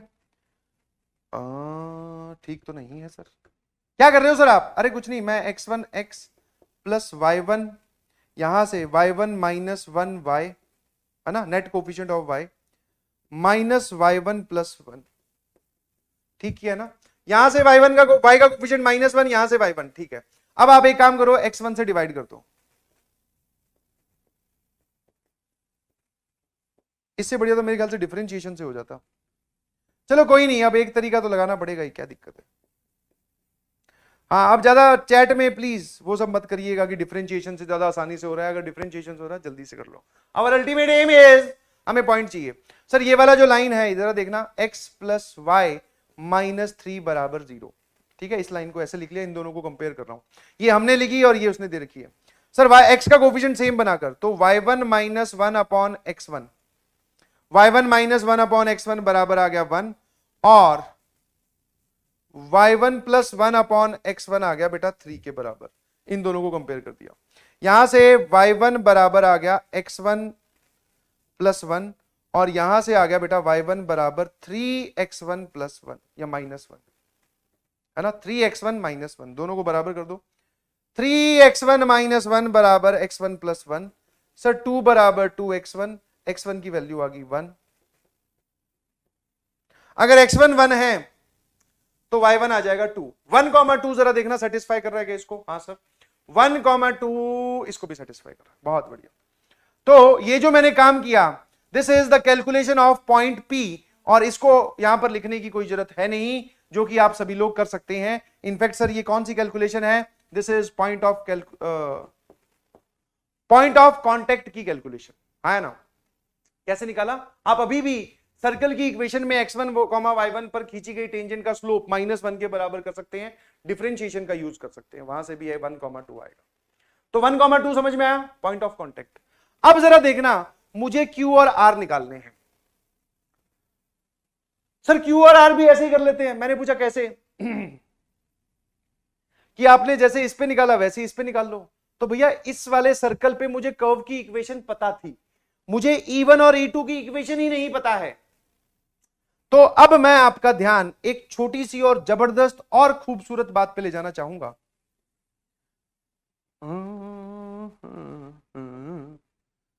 आओगे जब तुम साजना, अंगना फूल खिलेंगे, है ना? m की वैल्यू -1, बहुत बढ़िया। सर एक लाइन पर कुछ दूर चल के आपको 2 पॉइंट्स लिखने होते हैं। एक लाइन पर एक पॉइंट से कुछ दूर चलकर आपको 2 पॉइंट्स लिखने हैं। क्या आप वो पॉइंट्स लिख सकते हैं? हाँ जी। सर क्या तरीका होता है? याद करो, parametric form of a straight line. ये वाला पॉइंट है Q, ये वाला पॉइंट है R, ठीक है जी। मान लो आप किसी भी एक पॉइंट को लिखना चाह रहे हो, तो आप एक को ले लो अल्फा कॉमा बीटा। सुनते जाना, कैसे लिखते हैं? Sir alpha minus x1 beta -2 बराबर प्लस माइनस R। अभी मैं सिर्फ प्लस वाला लिख रहा हूं, तो 2√2/3, ठीक है। माइनस R लोगे तो ये नीचे वाला पॉइंट आ जाएगा। अपॉन सर यहां पर होता है कॉस थीटा और साइन थीटा, यहां कॉस थीटा यहां साइन थीटा। तो एक बार बता, टेन थीटा कितना आ रहा है? स्लोप इज -1, कॉस थीटा आएगा बेटा -1/√2, बिकॉज थीटा ऑब्ट्यूज है। और यहां पर आएगा बेटा साइन थीटा, वो हमेशा +1/√2 होता है। तो अगर मैं आपसे पूछूं कि अल्फा -1 कितना आ जाएगा, इस पूरी क्वांटिटी को इधर मल्टीप्लाई करो। सर -1/√2 मल्टीप्लाइड बाय 2√2/3, और अगर ध्यान से देखते हो तो दिस इज -2/3। अल्फा की वैल्यू 1 इधर भेजोगे तो 1 - 2/3 इज 1/3। सिमिलरली अगर आपको बीटा कैलकुलेट करना है तो बीटा -2 इसको इधर भेजा तो सर ये हो जाएगा √2, तो कैंसिल हो जाएगा 2/3। बीटा आ जाएगा बेटा 2 + 2/3 इज 6 और 2 8/3। बीटा कितना आ गया? 8/3। तो 1/3 एंड 8/3, ठीक है ना? X coordinate is 1/3 and 8/3। कोई परेशानी है? No sir. Similarly point Q निकाल सकते हो क्या? हाँ सर, पॉइंट क्यू में कुछ नहीं, यहां पर नेगेटिव साइन लेना है। यहां पर अगर नेगेटिव साइन लोगे तो ये पूरा पॉजिटिव हो जाएगा, तो ये कितना आ जाएगा जरा बोलना, बस और कुछ नहीं चेंज करना, यहां नेगेटिव लेना है तो ये पूरा पॉजिटिव हो जाएगा। ये पूरा पॉजिटिव हुआ तो 2/3 + 1 सर ये आ जाएगा 5/3। और इस केस में यहां पर जब आप नेगेटिव साइन लोगे तो -2/3 + 2, 6 में से 2 गए, 4/3। जरा देखना ठीक लिखा है क्या? अरे 1, 2 तो सेम ही है, बस यहां पर ये सब सेम रहेगा, यहां नेगेटिव किया तो ये हो जाएगा पॉजिटिव, +2/3 और +1 5/3। बहुत बढ़िया। यहां पर जब इसको कैलकुलेट करोगे तो -2/3, 2 - 2/3 6, 4/3, बिल्कुल सही। दोनों पॉइंट्स आ गए क्या? जी बिल्कुल। अब मैं आपसे सिर्फ इतना सा समझना चाह रहा हूं कि सर ये वाला जो इलिप्स है ना, कौन से वाला इलिप्स, पॉइंट क्यू हमें पता चल गया दैट इज 5/3, 4/3। पॉइंट क्यू हमें पता चल गया दैट इज 5/3, 4/3।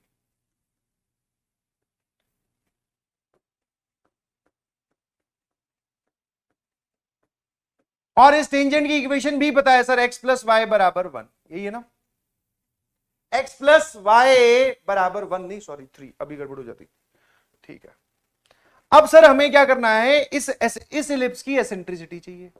क्या आप एसेंट्रिसिटी निकाल सकते हो? हाँ जी, फटाफट देखना जरा, इसकी इक्वेशन एज्यूम कर ले बेटा, x² / a² + y² / b² = 1।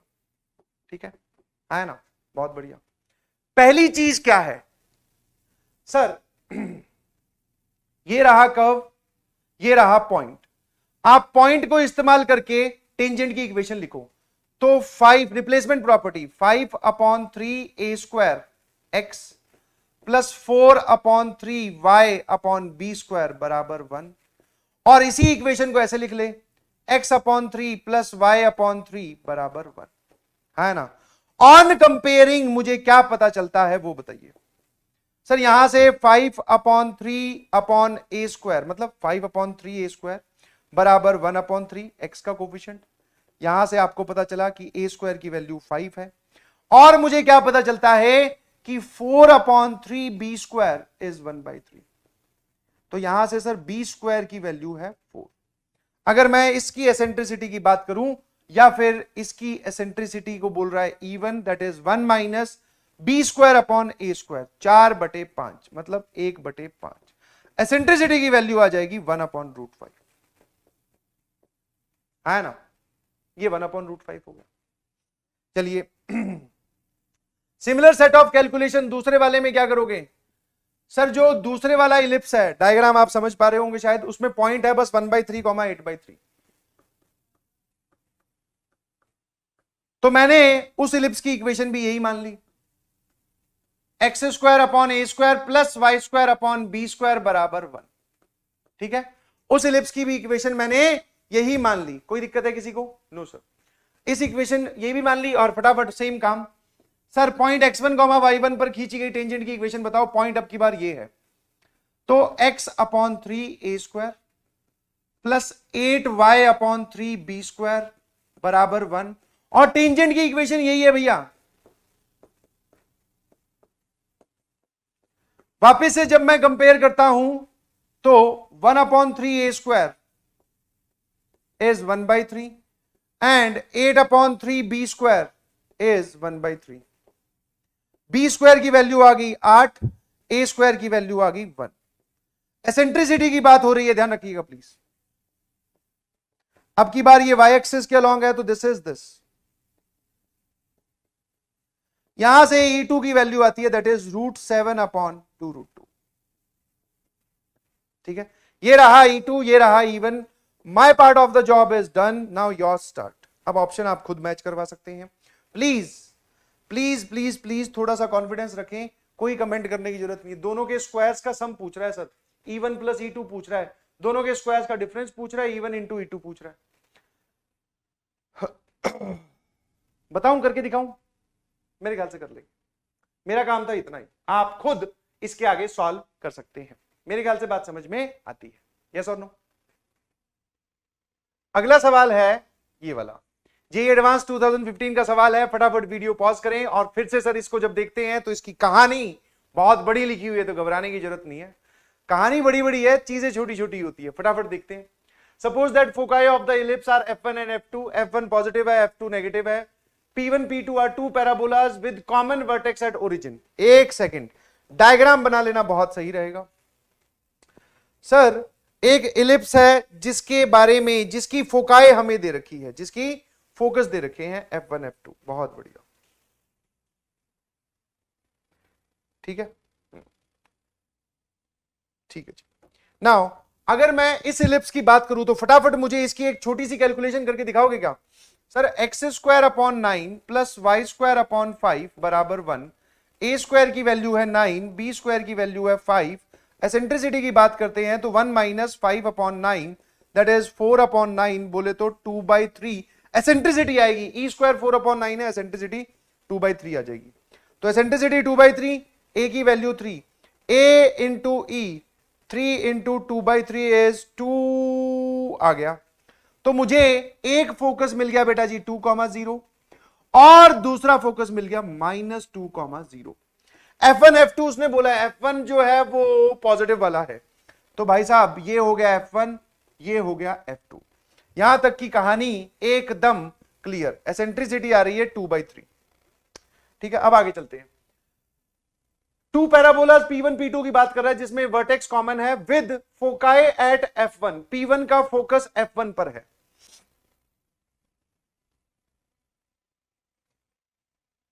फटाफट इक्वेशन लिख सकते हो क्या? हाँ सर, अगर F1 इस पैराबोला का फोकस है तो F1 और वर्टेक्स के बीच की दूरी आ रही है 2, तो equation of parabola will be y square बराबर 4। यही दूरी हमारे हिसाब से a होती है, तो सर ये आ जाएगा 4ax। स्टैंडर्ड वाला है तो y स्क्वायर बराबर 8x। बहुत बढ़िया। अब आ जाइए यहां पर अगला, ठीक है भाई साहब। हाँ, P2 का जो फोकस है वो F2 नहीं है, 2F2 है। तो एक बात बताओ, अगर F2 ये है तो 2F2 बाहर होगा क्या? Obviously -4,0। This point is 2F2। कैसे सर 2F2 कैसे? क्योंकि ये वाला जो पॉइंट है, अगर मैं पूछूं मेजर एक्सिस कहां पर कट करेगा इलिप्स को, तो +3,0 -3,0, तो -4 बाहर चला गया। तो एक और पैराबोला की बात कर रहा है जिसका वर्टेक्स ये रहा, ठीक है। अब अगर मैं फिर से उसी लॉजिक में सोच के बताऊं कि ये यहां से यहां तक की दूरी कितनी है, सर दैट इज 4। अगर मैं पैराबोला की इसकी इक्वेशन लिखना चाहता हूं तो y स्क्वायर बराबर 4। ए की वैल्यू आप क्या लोगे? सर ए अगर डिस्टेंस की तरह लेना चाहते हो तो ये डिस्टेंस है 4, तो यहां लगा दिया 4, यहां पर x। बट सर इसका ओपनिंग इस तरफ है तो यहां पर एक माइनस साइन आएगा, तो y स्क्वायर बराबर -16x। कितना आ जाएगा बेटा? y स्क्वायर बराबर -16x।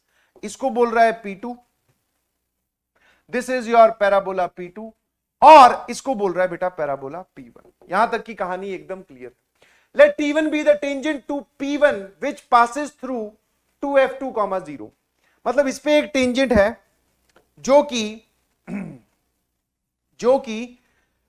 F2, 0 से गुजरती है।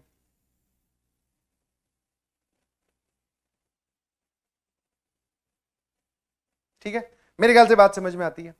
सर ये P1 पर टेंजेंट होगी जो F2, 0 से गुजरती है, एंड इसका इसका नाम है T1। ध्यान रखना, P1 पे टेंजेंट इज T1, T2 जो है वो P2 पर टेंजेंट है विच पासेस थ्रू F1। वाह क्या जोरदार चीज है।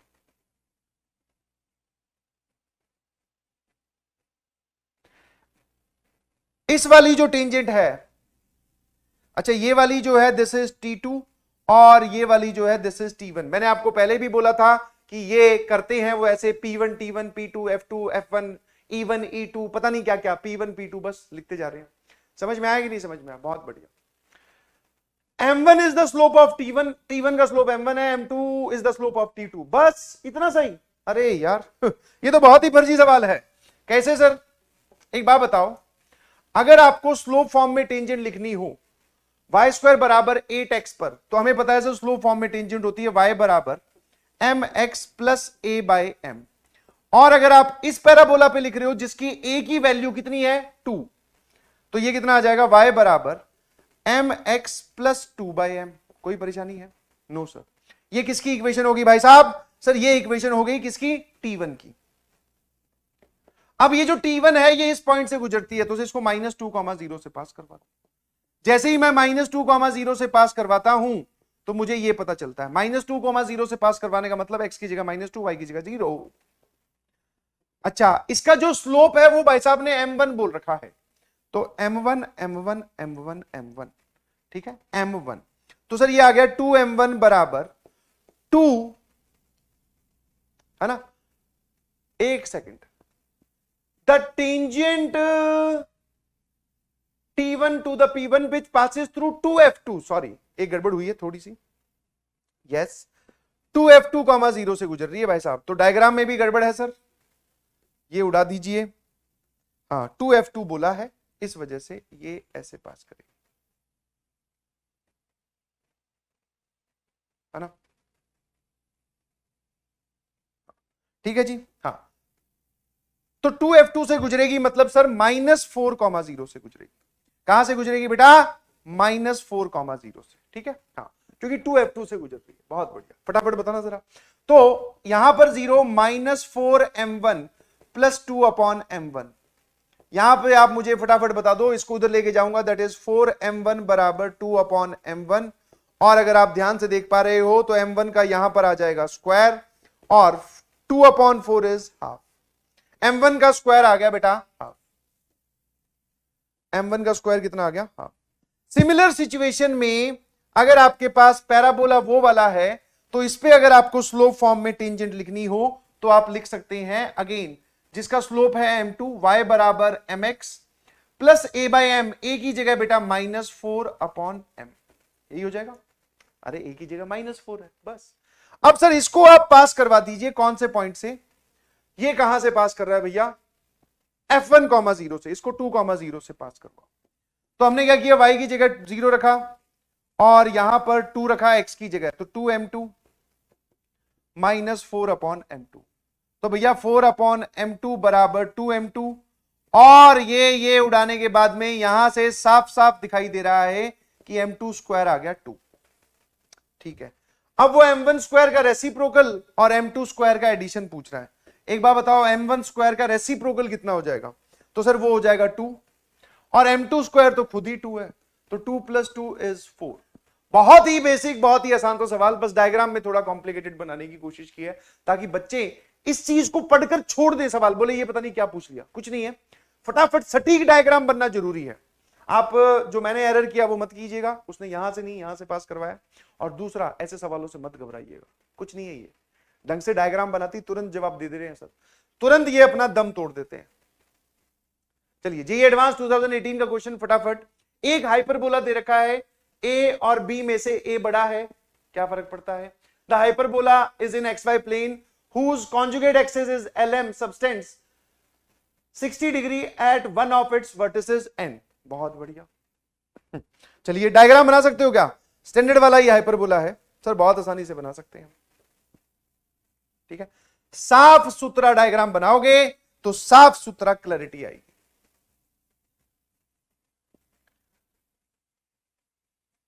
एक उसने बोला कि इसकी जो कॉन्जुगेट एक्सिस है ना, इसकी जो कॉन्जुगेट एक्सिस है जिसको वो बोल रहा है LM, ठीक है। अच्छा ये बनाने की जरूरत ही नहीं है, सीधा ही लगा दो सर आप तो LM।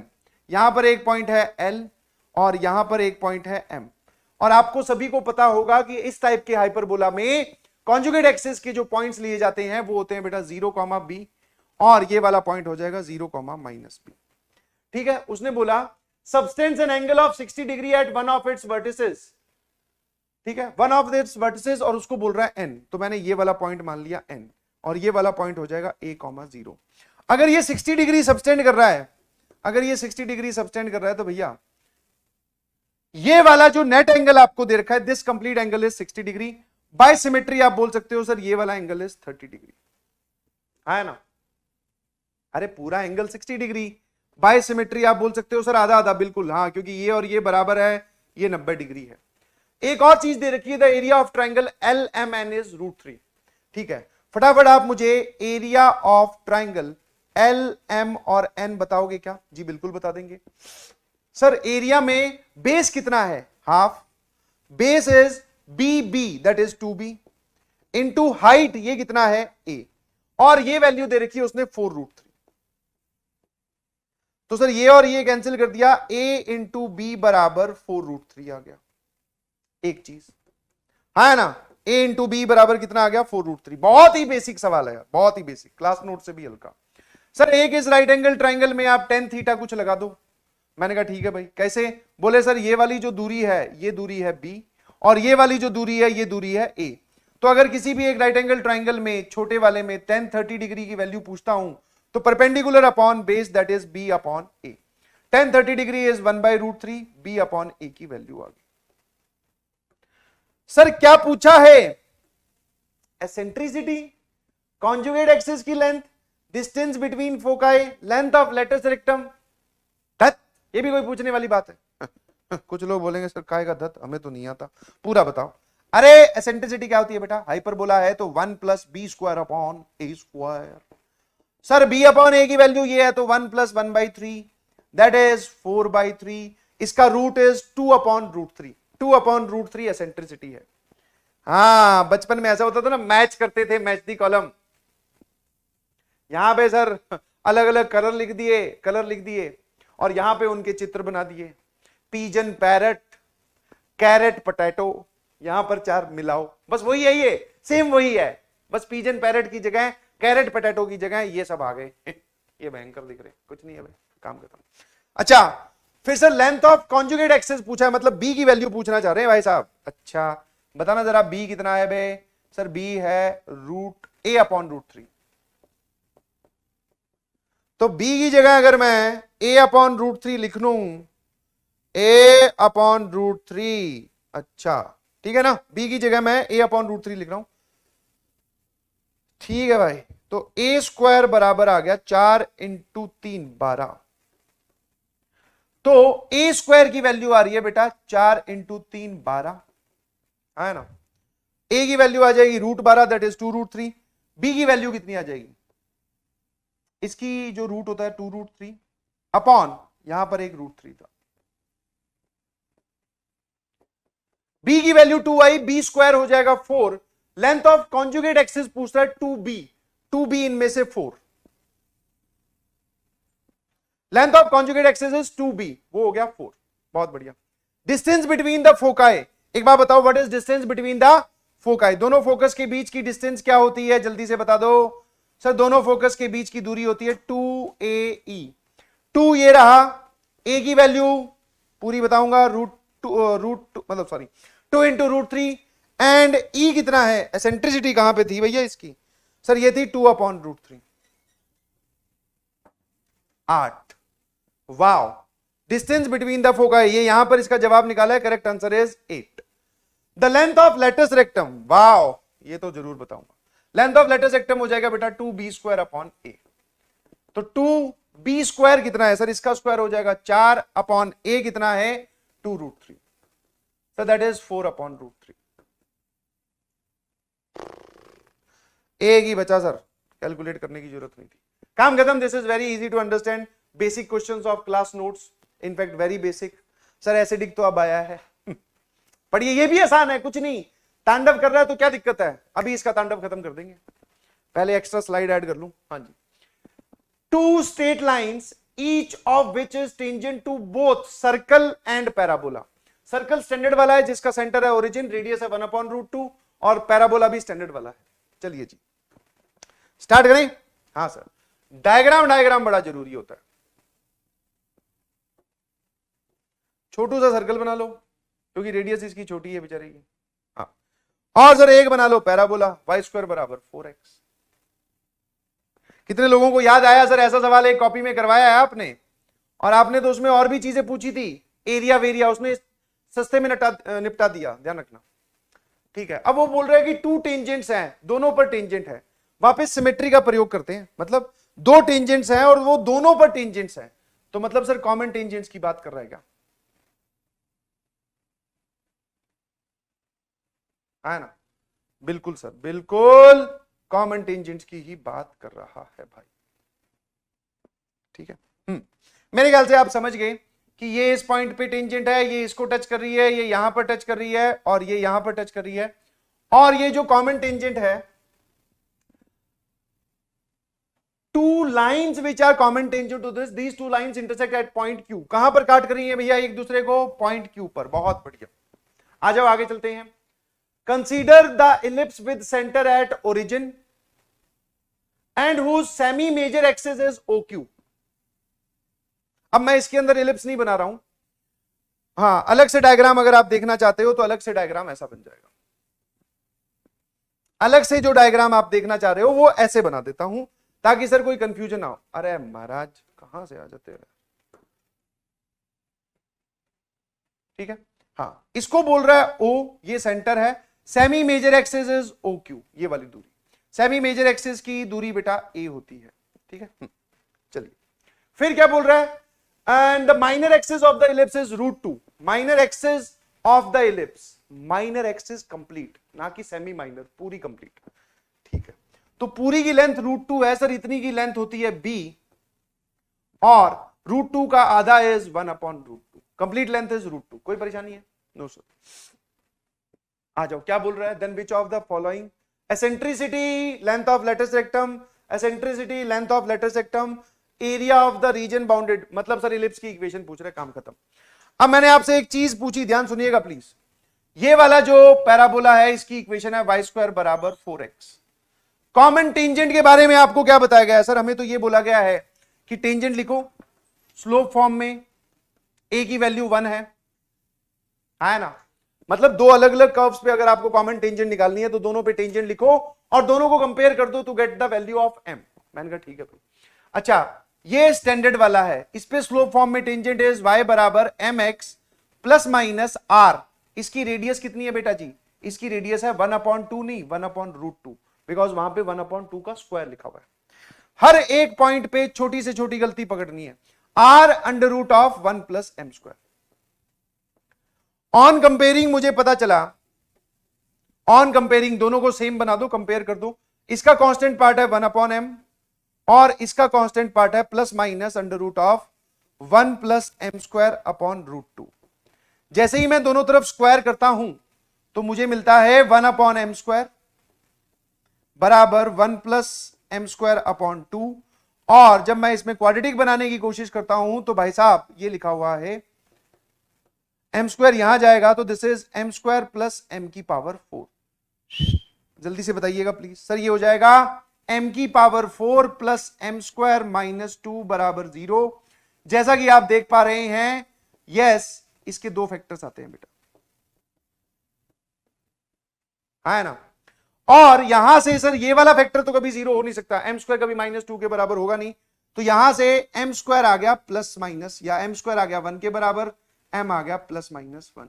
एक का स्लोप +1 है, एक का स्लोप -1 है. ऑब्वियसली डायग्राम से ही पता चल रहा है कि इक्वली इंक्लाइंड होगी. जितना एंगल ये ऊपर बनाएगी उतना ये नीचे की तरफ बनाएगी, तो स्लोप का सम 0 भी आना चाहिए.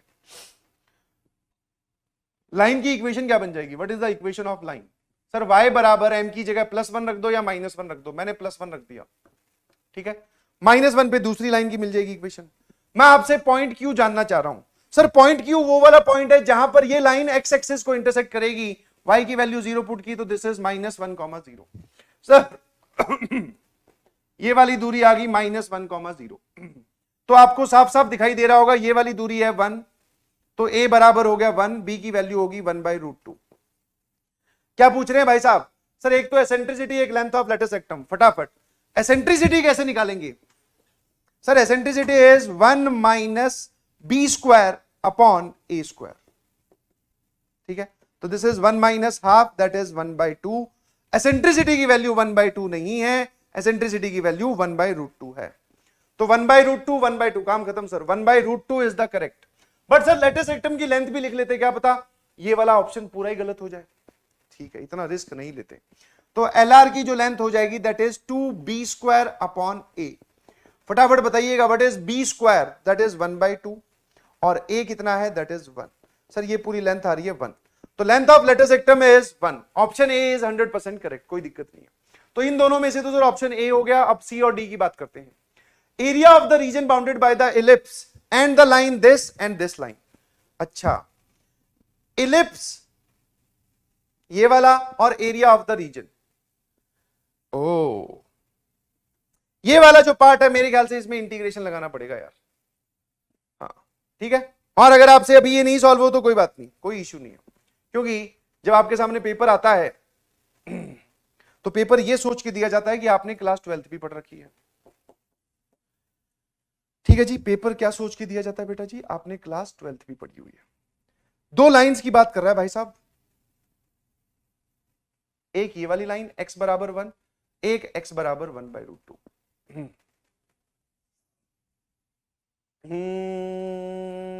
मतलब फोकस से गुजर रही है, क्योंकि a इंटू ई की वैल्यू 1/√2 आ रही है। ठीक है, फोकस से गुजर भी रही है तो कोई दिक्कत नहीं है।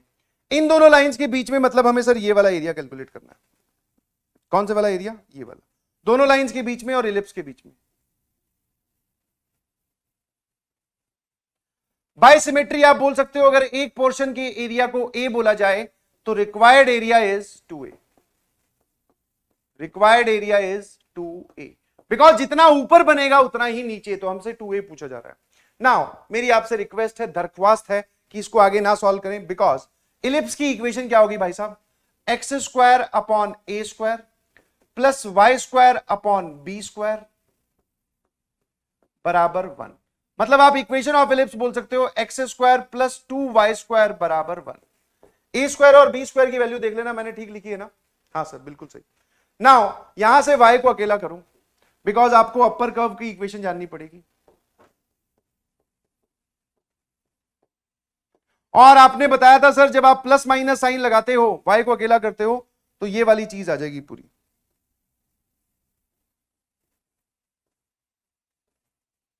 है ना? अब आप इस एरिया को आपको इंटीग्रेशन लाना ही पड़ेगा, बिकॉज इसमें क्या है इसमें क्या है, आप वो पाई ए बी वाले से काम नहीं चला सकते। अगर मान लो कोई बोले कि सर मुझे इसका एरिया पता है, पाई इंटू ए इंटू बी होता है, तो कोई बात नहीं, पूरा इलिप्स का एरिया पूछ भी नहीं रहा, वो तो आपसे इस पूरे का एरिया पूछ रहा है यार। तो इंटीग्रेशन, बिकॉज जब भी कर्व्स आ जाते हैं ना और एरिया पूछा जाता है तो हमें इंटीग्रेशन लगाना पड़ता है।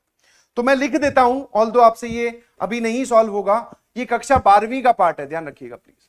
परेशान होने की कोई जरूरत नहीं है और हीरो बनने की भी कोई जरूरत नहीं है। क्या बोलो? वैसे मैं इंटीग्रेशन लिख रहा हूं, अगर आपसे सॉल्व हो जाए तो बहुत अच्छी बात है, बिकॉज आपको फिजिक्स वगैरह में इंटीग्रेशन पढ़ाया जा रहा है। हम इंटीग्रेशन की और एरिया अंडर द कर्व की अगली साल डिटेल में बात करेंगे, घबराइएगा नहीं। तो ये एक इसमें मिक्स्ड कॉन्सेप्ट आ गया। सर ऊपर वाला कर्व जो होगा वो प्लस साइन वाला होगा, that is 1 minus x square upon √2, और एरिया लिखने के लिए यहां पर 1/√2, कहां से कहां तक का एरिया लिखना है सर? 1/√2 से लेके कहां तक एक्स कोऑर्डिनेट 1। सब्स्टिट्यूशन लगती है बेटा, इसमें सब्स्टिट्यूशन लगेगी। आप x की जगह क्या रख दो? साइन थीटा रख दो, ठीक है? उसके बाद में एरिया कैलकुलेट हो जाता है। तो डू इट बाय योरसेल्फ, अगर हो जाए तो ठीक है, और अगर नहीं सॉल्व हो तो इसमें परेशान होने की कोई बात नहीं है, बिकॉज हम इसकी बात करेंगे। This area can be finded by substitution, trigonometric substitution. x की जगह साइन थीटा रखा जाएगा। चलो बता ही देता हूं यार, बिकॉज बहुत सारे लोग बोलेंगे सर हमने तो करा था। देख, अगर आप x की जगह साइन थीटा रखते हो, सुनते जाना आराम आराम से, तो सर सुनते जाना, dx की जगह क्या रखा जाएगा? साइन थीटा का derivative is cos theta D theta. अब आगे वाले स्टेप्स नहीं समझ में आ रहे हैं तो मैं 50 बार बोल चुका हूं, परेशान होने की जरूरत नहीं है। x की वैल्यू 1/√2 है, इसका मतलब थीटा π/4 है। x की वैल्यू अपर लिमिट 1 है तो मतलब थीटा 90 डिग्री है, change of limit. Sine theta रखोगे 1 minus sine square theta is cos square theta, cos square theta का root is mod cos theta, but angle 45 से 90 के बीच में है तो सिर्फ कॉस थीटा। और सर यहां पर भी कॉस थीटा डी थीटा, ठीक है? और ये आ जाएगा बेटा √2 बाहर, ठीक है? अब ये जो इंटीग्रेशन बना, ये बना कॉस स्क्वायर थीटा का इंटीग्रेशन, ठीक है? हाँ, कॉस स्क्वायर थीटा की जगह आप कैसे इंटीग्रेट करते हो सर? कॉस स्क्वायर थीटा की जगह आप 1 प्लस कॉस 2 थीटा अपॉन 2 लिख दो। 1 प्लस कॉस 2 थीटा अपॉन 2 लिख दो। कई लोगों को डायरेक्ट फॉर्मूला भी पता होगा इसका, under root of a square minus x square का, तो वो भी लगा सकते हो, बट ये तरीका ठीक है। सर ऐसा लिखने से क्या होगा, एक आ जाएगा हाफ का इंटीग्रेशन और एक आ जाएगा 1/2 कॉस 2 थीटा का इंटीग्रेशन, ठीक है? समझ में आया कि नहीं समझ में आया? कॉस 2 थीटा का इंटीग्रेशन आपको पता होगा, है ना? और ऐसा लिख सकते हैं, बिकॉज ये लिखा हुआ है 2 कॉस स्क्वायर थीटा -1, और -1 + 1 कैंसिल, 2 कैंसिल, ये कॉस स्क्वायर थीटा ही लिखा हुआ है। तो सर यहां से अगर मान लो अपर लिमिट ए ये है तो ये आ जाएगा b - a/2, बिकॉज हाफ का इंटीग्रेशन हो जाएगा x/2, और लोअर लिमिट अपर लिमिट ऐसे लिखते हैं। अब हाफ सर वापिस से यहां पर है, सुनना मेरी बात ध्यान से, हाफ वापिस से यहां पे cos 2 थीटा का integration is sin 2 theta upon 1 और 2, तो ये 4 हो गया।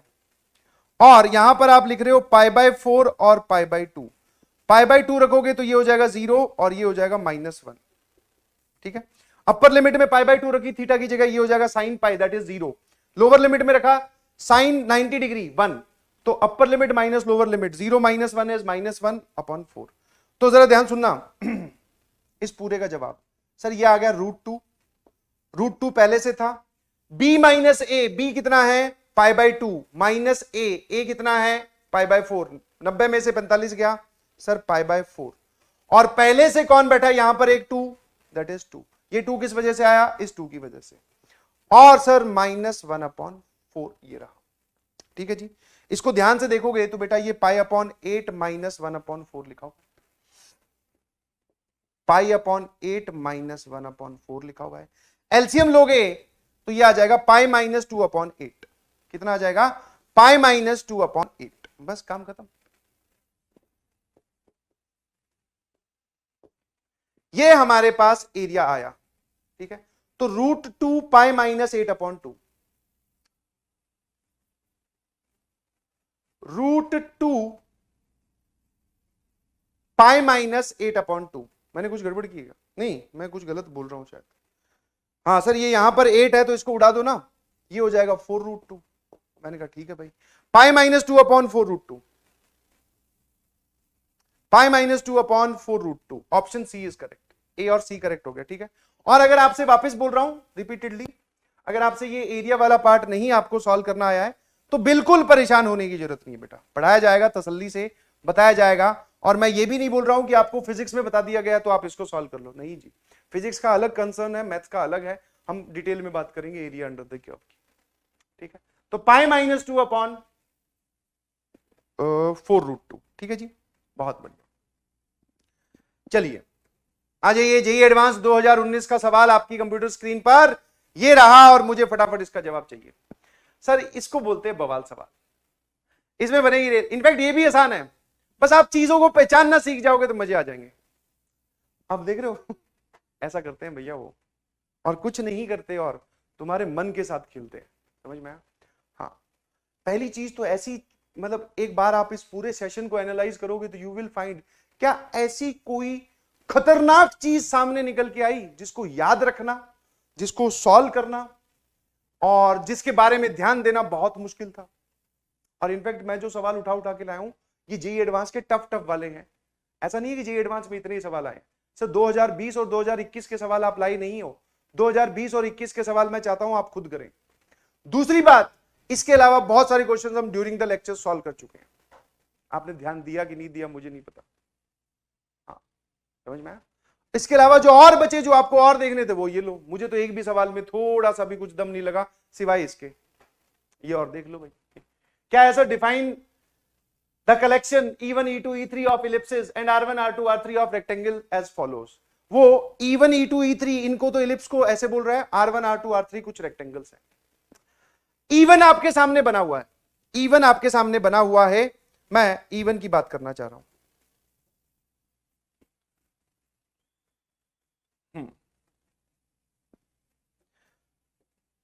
E1 जो है वो ऐसे बना, ठीक है। क्या है इसकी इक्वेशन जरा बोलना, x²/9 + y²/4। तो E1 की जो इक्वेशन है सर वो है x²/9 + y²/4 = 1।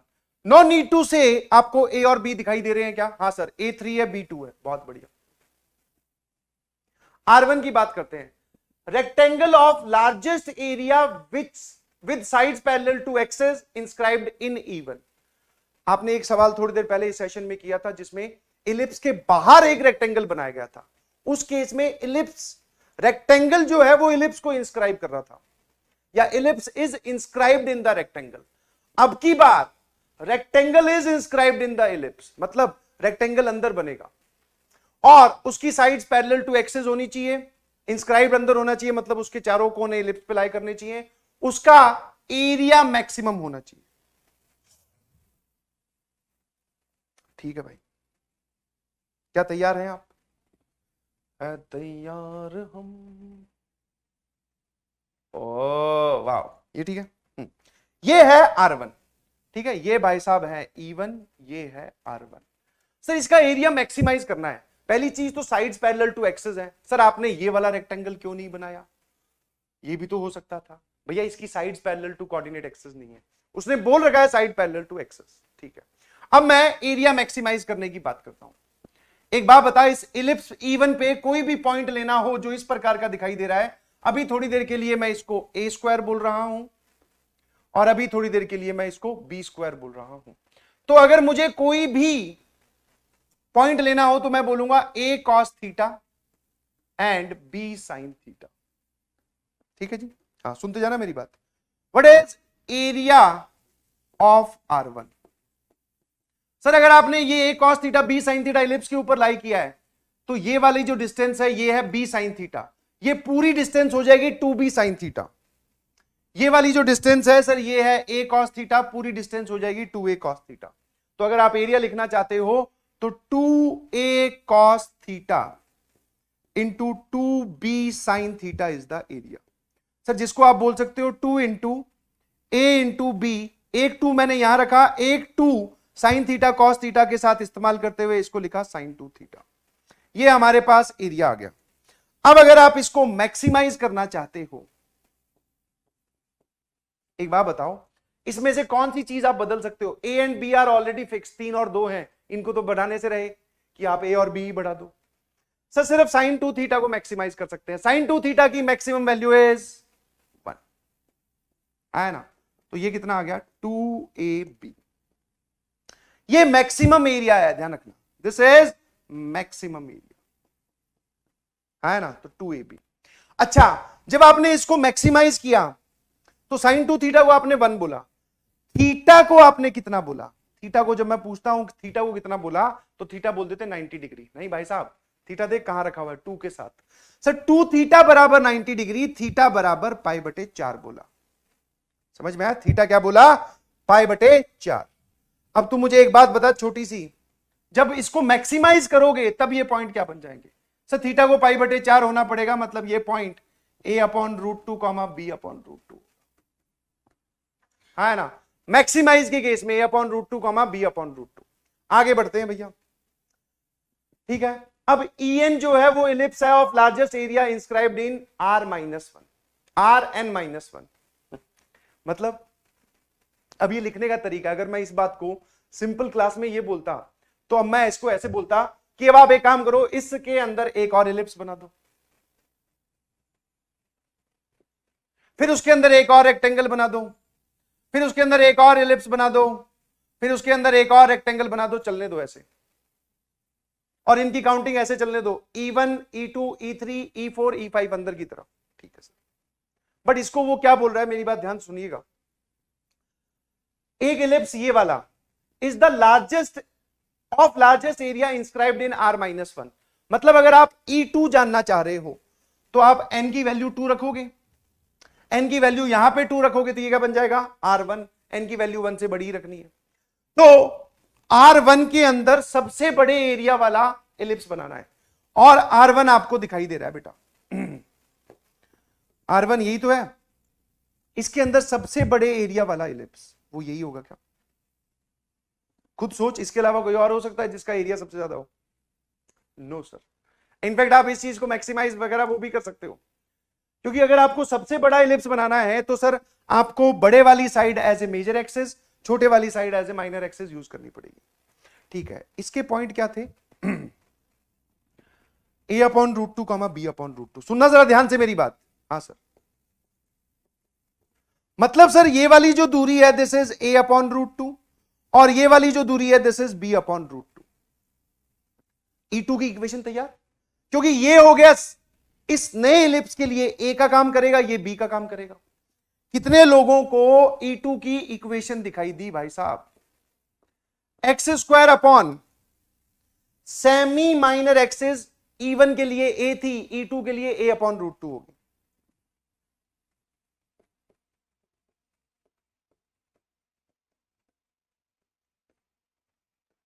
और सेमी मेजर एक्सिस वैसे ही, मतलब माइनर मेजर समझ लेना सर। ये हो गया हमारे पास E2। फिर इसके अंदर R1 बनाओ, सेम कहानी, फिर थीटा पाई बाय 4 आएगा, फिर एक बार और कोऑर्डिनेट √2 से √1/√2 से मल्टीप्लाई होंगे। समझ में आ रहा है कि नहीं समझ में आ रहा है? अब आप देखते जा रहे हो, अगर मुझे इसी लॉजिक से यहां आते वक्त a/√2 लिखा गया, मतलब जो a था उसको आपने 1/√2 से मल्टीप्लाई किया। अब यहां पर जो a है वो ये है, इसको और 1/√2 से मल्टीप्लाई करोगे तो ये लिखा जाएगा a/√2 का स्क्वायर या फिर 2 का स्क्वायर। अरे a/√2 को 1/√2 से मल्टीप्लाई करो, ये a/2 होता है भाई साहब। बहुत बढ़िया।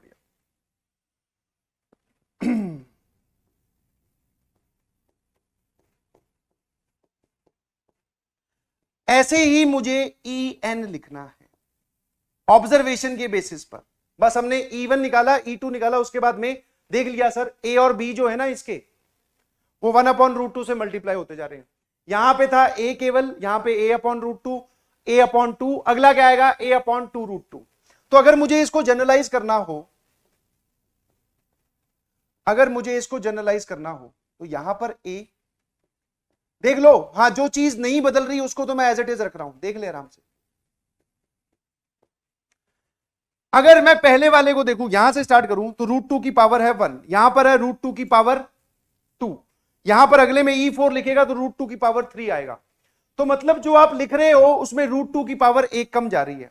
अगर आप E2 लिख रहे हो तो √2 की पावर है 1, E3 लिख रहे हो तो √2 की पावर है 2। तो यहां बता क्या लिखूं? तो सर यहां लिखा जाएगा √2 की पावर n-1। देख लेना ब्रैकेट के अंदर है ये। सर यहां पर भी √2 की पावर n-1। ये हमारे पास En है। आराम से तसल्ली से सोचो, इत्मीनान से, कोई चीज परेशान कर रही है, अगर किसी को डाउट है कि सर E3 ऐसे कैसे आ जाएगा, तो वापस सेम लॉजिक से, है ना, सेम लॉजिक से आप आगे मूव करिए। मेरे ख्याल से मेरी बात समझ में आती है। हाँ ना सर, और क्या है इसमें, आते अभी ऑप्शंस पे। Rn is the largest area वाला rectangle with side parallel to axis inscribed in En। मतलब R1 आपको पता चल गया, Rn क्या है, R2 क्या है, E2 के अंदर वाला, तो R2 बताओगे क्या? अच्छा एक बात बताइए, जब आप इसके लिए R1 का एरिया लिख रहे थे तो 2 इंटू A इंटू B लिख रहे थे, यही तो आ रहा है मैक्सिमम एरिया, है ना? तो इसके लिए क्या लिखोगे? सेम लॉजिक से, A का रोल कौन प्ले कर रहा है देख लेना ध्यान से, और B का रोल कौन प्ले कर रहा है वो भी देख लेना ध्यान से। इसके लिए अगर मैं आपसे R3 पूछूं कि इसके अंदर बनने वाला सबसे बड़ा रेक्टेंगल, उसका एरिया क्या होगा, तो 2 इंटू A/2 इंटू B/2। समझ गए कि नहीं समझे? अगर मैं आपसे पूछूं कि Rn क्या हो जाएगा, तो 2 इंटू A/√2 की पावर n-1 इंटू B/√2 की पावर n-1, ये लिख दिया। ठीक है, चलिए अब चलते हैं ऑप्शंस पे। ये सारा समझ में आया? E1 R1 से शुरू हुआ, आगे की तरफ बढ़ रहा है। Eccentricity of E18 and E19 are not equal. Eccentricity of E18 and E19 are not equal. किसी भी इलिप्स की एसेंट्रिसिटी अगर आपको निकालनी हो, जैसे अगर मैं इसकी एसेंट्रिसिटी पूछूं तो E1 की एसेंट्रिसिटी 1 माइनस B²/A², ये कितना आ जाएगा 5/9। मतलब सर इसकी जो एसेंट्रिसिटी आ रही है E1 की, वो आ रही है सर √5/3। E2 की जो एसेंट्रिसिटी आ रही है, निकाल बेटा निकाल, वो भी √5/3 आ रही है। E3 की जो एसेंट्रिसिटी आ रही है वो भी √5/3 आ रही है। निकाल के तो देख क्या करेगा तू, ये तो बता। E2 की एसेंट्रिसिटी के लिए 1 माइनस ये वाली चीज, इस पूरे का स्क्वायर, मतलब B²/2 माइनस या अपॉन A²/2, तो ये 2 तो कैंसिल हो गया, B²/A² 4/9 है, तो यही तो 5/9 बनेगा पूरा, और यही तो ये आएगा। मतलब जब मैं इसमें देखता हूं तो मुझे सभी इलिप्स की एसेंट्रिसिटी सेम मिल रही है, बिकॉज A और B का रेशियो सेम है। यहां पर A और B का रेशियो है बेटा 3/4, B/A, यहां पर भी 3/4 है, यहां पर भी 3/4 है, चेक करके देख। तो जब रेशियो नहीं बदल रहा तो एसेंट्रिसिटी कैसे बदलेगी? भाई साहब बोल रहे हैं, ओहो थैंक यू, कहां से आ गया अभी। भाई साहब बोल रहे हैं कि नॉट इक्वल, बिल्कुल गलत sir. Which of the correct बताने हैं, तो ये गलत है, दोनों की एसेंट्रिसिटी इक्वल है।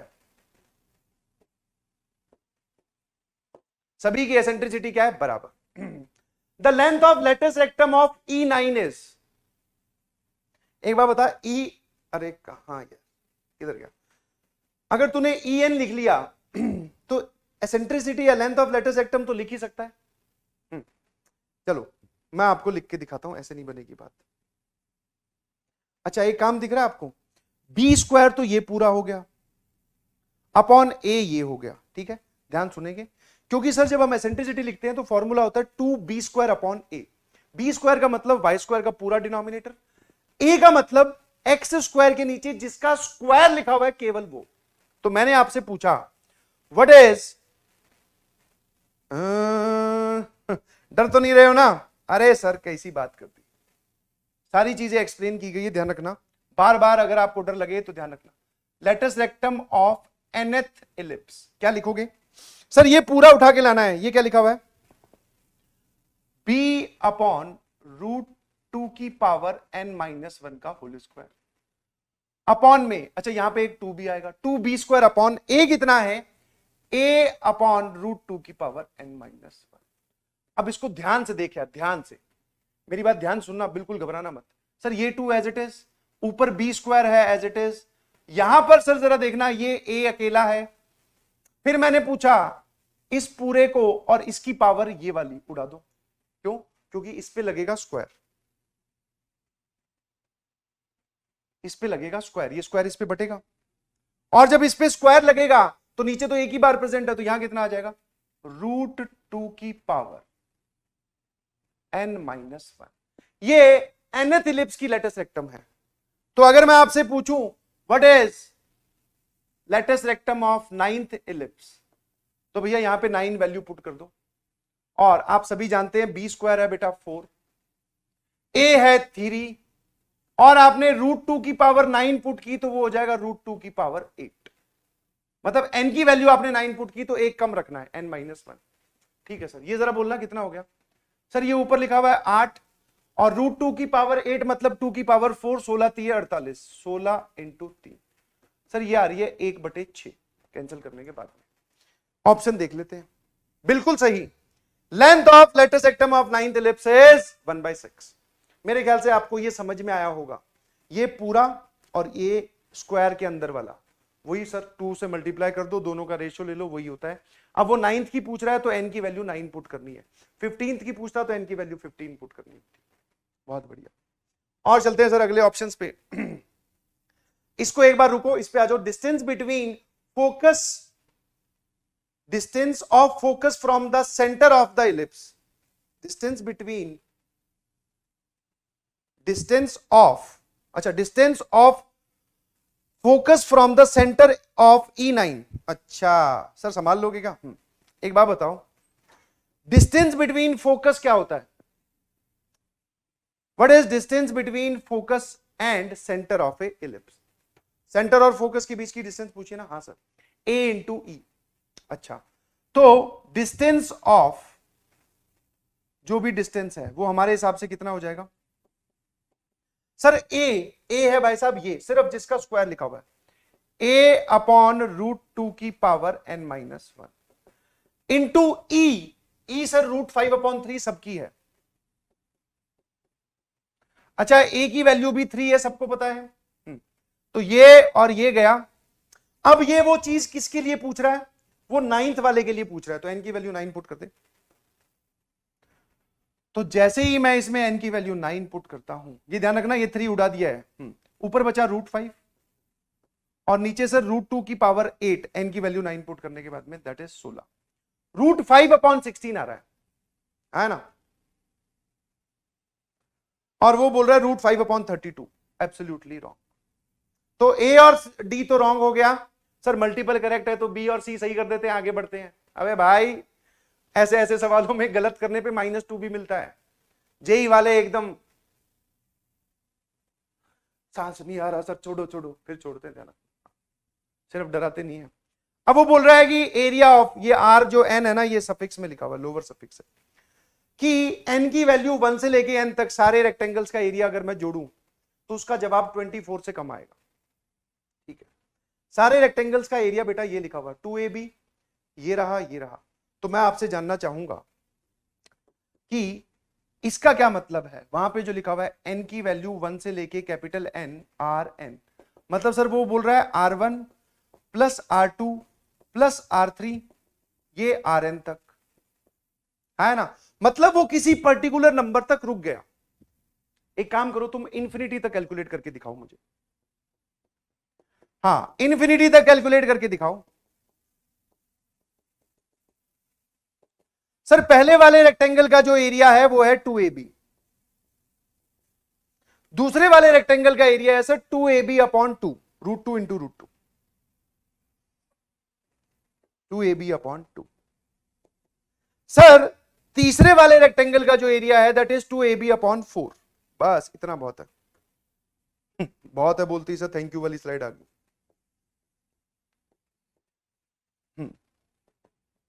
2ab लिया कॉमन, सर इनफाइनाइट जीपी हमें पता है a upon 1 minus r, common ratio is half. Sir ये आ जाएगा 4ab, 4 into A is 3b into 2, ये कितना आ जा रहा है सर, ये पूरा का पूरा आ रहा है ए बी की वैल्यू पुट करने के बाद में 24। सबको दिखाई दे रहा है क्या? हाँ। अब मेरी बात ध्यान सुनना, मैं अगर इंफिनिटी तक सारे रेक्टेंगल्स का एरिया जोड़ता जाऊं तब जाके जवाब 24 आएगा। उसने बोला कि आप एरिया सिर्फ एन तक बताओ, एन मतलब किसी नंबर पर जाकर रुक गया। एन अब कौन सा नंबर है, बहुत बड़ा हो सकता है बट कहीं रुका है। ये ऐसा नहीं बोल रहा कि एन अप्रोचेस टू इंफिनिटी, वो बोल रहा है where n is a positive integer. समझ में आया? For each capital n is a positive integer. ठीक है, हाँ। तो वो एक नंबर तक रुक गया। आप जो भी सोचो, सर कैपिटल एन की वैल्यू हो सकती है 10 लाख, कोई बात नहीं, तो 10 लाख तक रुक गया। बट आपने जो ये 24 कैलकुलेट किया है ये तो इंफिनिटी तक का है। तो एक बात बताओ, इसमें से और इसमें से ज्यादा एरिया किसका है? तो ज्यादा रेक्टेंगल्स किसमें जुड़ रहे हैं सर? इसमें, तो ज्यादा एरिया इसी का ही होगा, क्योंकि ये वाली चीज तो इसके अंदर आ गई। तो मैं ये बोल सकता हूं कि ये वैल्यू हमेशा 24 से छोटी ही होगी। जी बिल्कुल, वो बोल रहा है sum of all the areas is less than 24, because ये जो 24 है ये सम ऑफ इनफाइनाइट रेक्टेंगल्स का आया। जोरदार, बवाल, बेहतरीन सवाल। समझ में? टाइम टेकिंग, थोड़ा सा भी, थोड़ा टाइम टेकिंग तो है, कोई बात नहीं। आपके सामने जेई में ऐसे सवाल आते हैं जो थोड़े टाइम टेकिंग होते हैं, पर उससे क्या परेशान होना सर। ठीक है, चलिए जी, थैंक यू सो मच। बड़े बड़े सवाल थे, ठीक है, करीबन हमने 12-13 सवाल सॉल्व किए, कोई बात नहीं। आप यहां से एक बढ़िया पॉजिटिव चीजों को लेके जाएं और बड़े बड़े सवालों से बिल्कुल मत घबराएं। ठीक है, भिड़ जाओ, बस जो बोल रहा है वो करने की कोशिश करो। ठीक है, थैंक यू, लव यू। बहुत जल्द फिर मुलाकात होगी, और अब बारी उस चीज की है जिसके लिए आप बहुत पहले बोल चुके हो, दैट इज नो मर्सी वाली शीट की। तैयार रहिएगा प्लीज। नो मर्सी की कोऑर्डिनेट ज्योमेट्री की शीट आएगी जो कि हिला के चली जाएगी। Thank you, love you all. आराम से सॉल्व करना उस शीट को, कोई बात नहीं, सवाल ही तो है उसमें, क्या दिक्कत है? थोड़े टफ है तो आराम से बातें करेंगे। चलिए, bye bye bye bye bye bye, thank you so much.